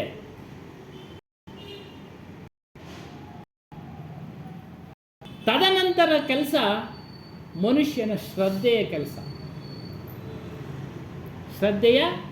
ಕೆಲಸ. ಗುರುಗಳಿದ್ದಾರೆ, ಸತ್ಯವನ್ನು ತಿಳಿಸ್ಕೊಡ್ತಕ್ಕಂಥ ಗುರುಗಳಿದ್ದಾರೆ, ಎಲ್ಲ ಪರಂಪರೆ ಇದ್ದಾರೆ. ನಾವು ವಿಚಾರ ಮಾಡಿ ತಿಳಿಬೇಕು. ಬೇರೆ ಪರಂಪರೆ ಶುದ್ಧವಾದ ಒಂದು ಆಚರಣೆಯಿಂದ ಇರ್ತಾರೆ, ಅವರನ್ನು ಒಂದು ಕೀಳು ಮನೋಭಾವನೆಯಿಂದ ನೋಡಬಾರ್ದು. ನೋಡಿ, ಇದು ಮನುಷ್ಯತ್ವನೇ. ಮನುಷ್ಯತ್ವ ಅಂದರೆ ದಯೆ, ಕರುಣೆ, ಪರೋಪಕಾರ, ಸತ್ಯಾಸತ್ಯಗಳ ವಿಚಾರ ಮಾಡೋದು, ಇವೆಲ್ಲ ಮನುಷ್ಯನ ವಿಚಾರ. ಅವನ ಮನುಷ್ಯ ಅಂದರೆ ಅವರು ಯಾವುದೇ ಸಂಪರ್ಕವರಾಗಲಿ ಒಳ್ಳೆಯ ಆಚರಣೆಯಿಂದ ಇರ್ತಾರ, ಅವರನ್ನು ಗೌರವಿಸಿ, ಹಿರಿಯರನ್ನು ಗೌರವಿಸಿ, ಅವರನ್ನು ಕೆಳಮಟ್ಟದಲ್ಲಿ ನೋಡಬೇಡಿ. ಅವರ ಒಂದು ಪದ್ಧತಿಗಳು, ರೂಢಿಗಳು, ಅವ್ರು ಹೇಳತಕ್ಕಂಥ ವಿಚಾರಗಳಲ್ಲಿ ಸತ್ಯಾಸತ್ಯಗಳನ್ನು ತೆಗೆದುಕೊಳ್ಳಿ. ನೀವು ಯಾವುದು ಸತ್ಯ ಇದೆ ಅದು ತೆಗೆದುಕೊಳ್ಳಿ. ಅದೇ ಸಾರ ಶಬ್ದಗಳು. ಚೇತನ ವಿಚಾರ ತೆಗೆದುಕೊಳ್ಳಿ. ಮುಕ್ತಿಗೋಸ್ಕರ ಇದು ಮಾಡಬೇಕು ಅಂತ ಹೇಳ್ತಾರೆ, ತೆಗೆದುಕೊಳ್ಳಿ. ಮುಕ್ತಿಗೋಸ್ಕರ ಇನ್ನೊಂದನ್ನು ಮಾಡಬೇಕು ಅಂದರೆ ಬಿಟ್ಬಿಡಿ. ಆದರೆ ಅವ್ರನ್ನ ಅಗೌರವದಿಂದ ನೋಡಬೇಡಿ. ಒಳ್ಳೆ ವೈರಾಗ್ಯ ಸಂತರಾಗಿರ್ತಾರೆ, ಪುರುಷರಾಗಿರ್ತಾರೆ. ಇದು ತತ್ವ. ಒಳ್ಳೆ ಶಬ್ದಗಳು, ಸತ್ಯವಾದ ಶಬ್ದಗಳು, ಅವುಗಳು ಇವು ಅದಕ್ಕೋಸ್ಕರನೇ ಹುಟ್ಟಿರೋ. ಮನುಷ್ಯ ಜನ್ಮ ಬಂದಿರೋದೇ ಬಿಡುಗಡೆ ಮಾಡ್ಕೊಳ್ಳೋಕ್ಕೆ. ಗುರಿನೇ ಅಷ್ಟು. ಯಾವುದು? ಶಾಶ್ವತವಾದ ನಿರಂತರವಾದ ಸುಖ ಶಾಂತಿನ ಪಡಿಬೇಕು ಅಂತಲೇ ಮನುಷ್ಯನ ಆಸೆ, ಎಲ್ಲರ ಆಸೆ. ಆದರೆ ಅದನ್ನು ತಿಳಿಸ್ಕೊಡತಕ್ಕ ಜನಗಳು, ಗುರುಗಳು ಇಲ್ಲದೆ ಇರೋ ಕಾರಣ ಅವರು ಯಾವ್ಯಾವುದೋ ರೂಢಿಗಳಲ್ಲಿ ತೊಡಗಿಸಿಕೊಂಡಿದ್ದಾರೆ. ರೂಢಿಯಲ್ಲಿ ತೊಡಗಿಸಿಕೊಂಡರೂ ಸಹ ಗುರುಗಳು ಸಿಕ್ಬಿಟ್ರೆ, ಸತ್ಯ ವಿಚಾರವನ್ನು ಹೇಳತಕ್ಕಂಥ ಗುರುಗಳು ಸಿಕ್ಬಿಟ್ರೆ ಮಾಡಿ, ಗುರುಗಳನ್ನು ತಿಳ್ಕೊಳ್ಳಿ. ಮನೆಯೇನೋ ರೂಢಿಗಳು ಇರ್ತವೆ, ಅದ್ರ ಪಾಡಿಗೆ ಅದು ನಡೀತಾ ಇರ್ತವೆ, ಅದಕ್ಕೆಲ್ಲ ಅಡ್ಡಿ ಮಾಡೋದು ಬೇಡ. ಮಾನಸಿಕವಾಗಿ ನೀವು ಚಿಂತನೆ ಮಾಡಬೇಕು. ಅದೇ ಮಾನನಾತ್ ಮನುಷ್ಯ. ಮನುಷ್ಯನಿಗೆ ಚಿಂತನೆ ಮಾಡೋ ಶಕ್ತಿ ಇದೆ. ಚಿಂತನೆ ಮಾಡಿ. ಯಾವುದರ ಚಿಂತನೆ? ನಿಮ್ಮ ಸ್ವರೂಪದ ಚಿಂತನೆ ಮಾಡಿ.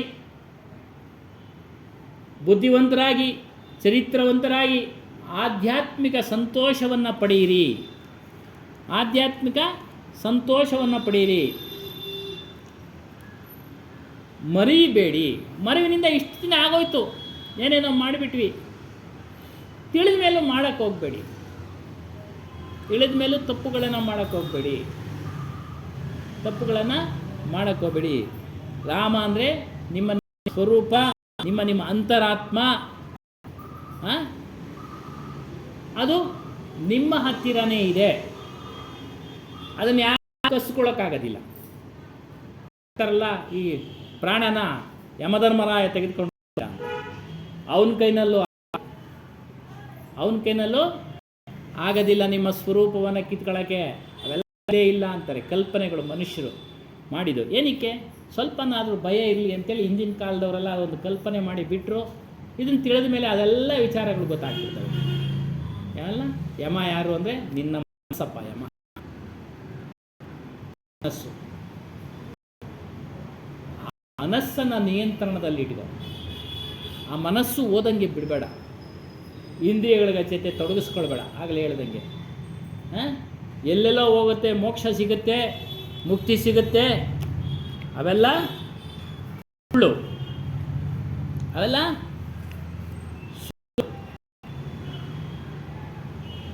ಹೇಳ್ತಾರೆ ಅಲ್ಲಮ್ಮ ಪ್ರಭುಗಳು, ದೇಹವೇ ದೇವಾಲಯವೆಂದರಿಯದೆ ಕಂಡ ದೇವಸ್ಥಾನಗಳಿಗೆ ಎಡತಾಕುವವರಿಗೆ ಏನು ಹೇಳುವುದು?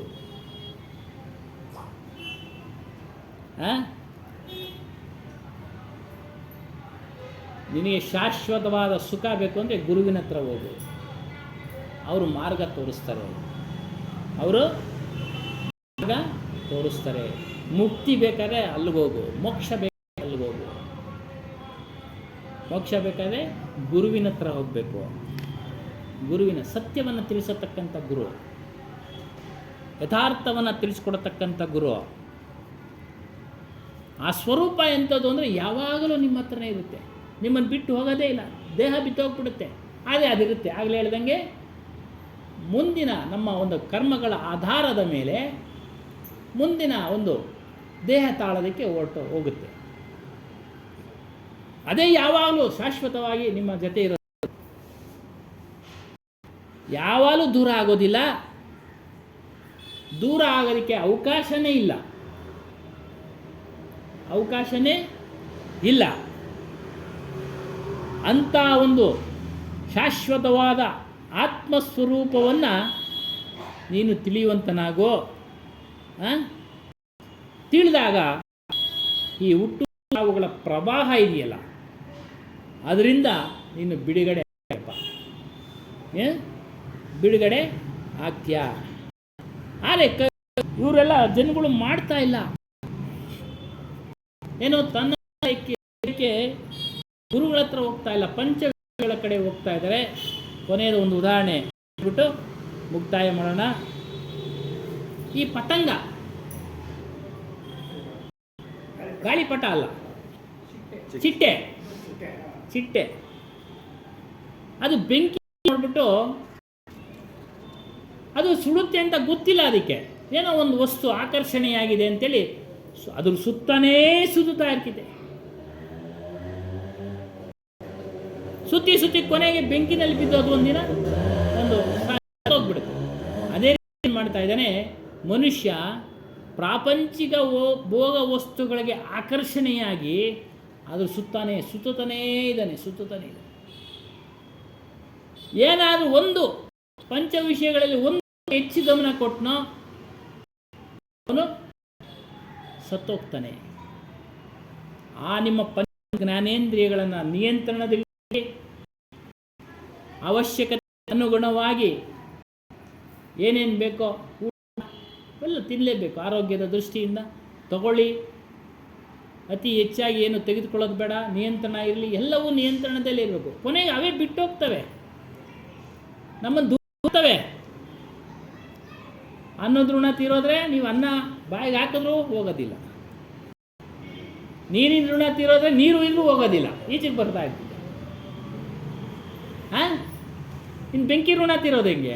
ಹೋಗೋದು ಸೂಟು ಹಾಕ್ಬಿಡ್ತಾರೆ, ಅವಾಗ ಗೊತ್ತಾಗೋದೇ ಇಲ್ಲ. ಮಣ್ಣು ತೀರೋದು ಹೆಂಗೆ? ಮಣ್ಣು ಹಾಕ್ಬಿಡ್ತಾರೆ, ಗೊತ್ತಾಗೋದಿಲ್ಲ. ನೋಡಿ, ಇವೆರಡು ಮಣ್ಣಿಂದ ನೋಡ್ತಾ ಇರ್ತೀವಿ, ಬೇರೆ ಆಗೋದಕ್ಕೆ. ನೀರು ಬಿಟ್ಟರೆ ನೀರು ಈಚೆಗೆ ಬಂದುಬಿಡುತ್ತೆ. ತಿನ್ಸೋಗೋರೆ ಅನ್ನ ಈಚೆಗೆ ಮುಗಿತಾ ಬಂತು. ಈ ರೀತಿ ಅವಶ್ಯಕತೆ ಇರೋಷ್ಟು ನಾವು ಉಪಯೋಗಿಸ್ಬೇಕು, ಊಟ ಮಾಡಬೇಕು, ಇಲ್ಲ ಅಂತೇಳಿಲ್ಲ. ಇಚ್ಛೆ ಪಡಬೇಕು. ನೀನು ಗೌರಿ ಹಬ್ಬ, ಮುಂದಿನ ವಾರ ಗಣೇಶನ ಹಬ್ಬ, ಕಡುಬು ತಿನ್ನಿ, ಎಷ್ಟು ಬೇಕೋ ಅಷ್ಟು ತಿನ್ನಿ. ಒಂದೋ ಎರಡೋ ವಯಸ್ಸಾದವರು. ಈ ರೀತಿಯಾಗಿ ನಾವು ವಿಷಯಗಳಲ್ಲಿ ಬಿದ್ದು ಹುಟ್ಟು ಸಾವಳ ದುಃಖದಲ್ಲಿ ಅನುಭವಿಸ್ತಾ ಇದ್ದೀವಿ.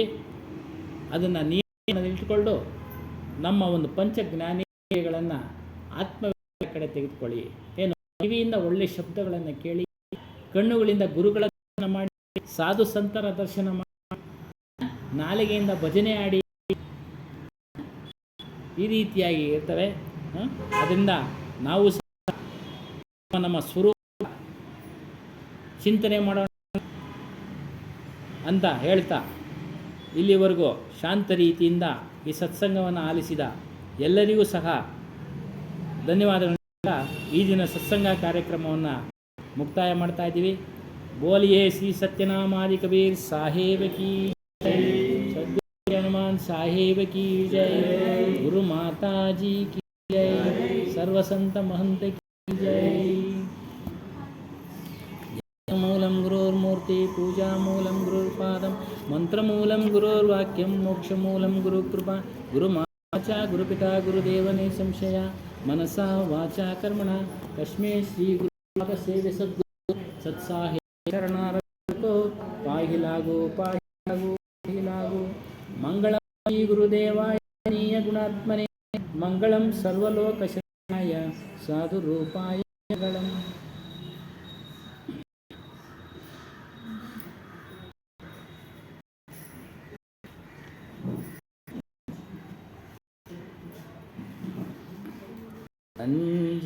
संजारति नाम तुम्हारी, अनहद दूर ज्ञान विचारी, तत्कर तेल दया कर दीप ब्रह्म अग्नि मन पवन समीप आंशोभाति निर्मलवारी सुरति चम्मरन हसन मुकटा प्रेम के पूपा धूपदर ध्यान चित चंदन गसी आगे आना अविगत रूप अदर प्रकाश आरती आवेग धर्मदास ज्ञान आरती अमृत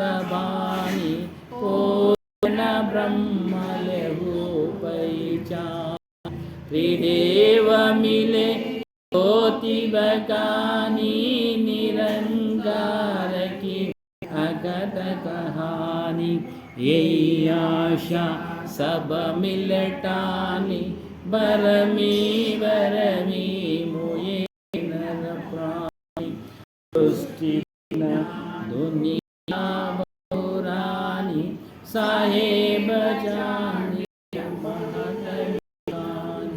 कहे कबीरा कोई संत सुजाना दिन दिन शब्दा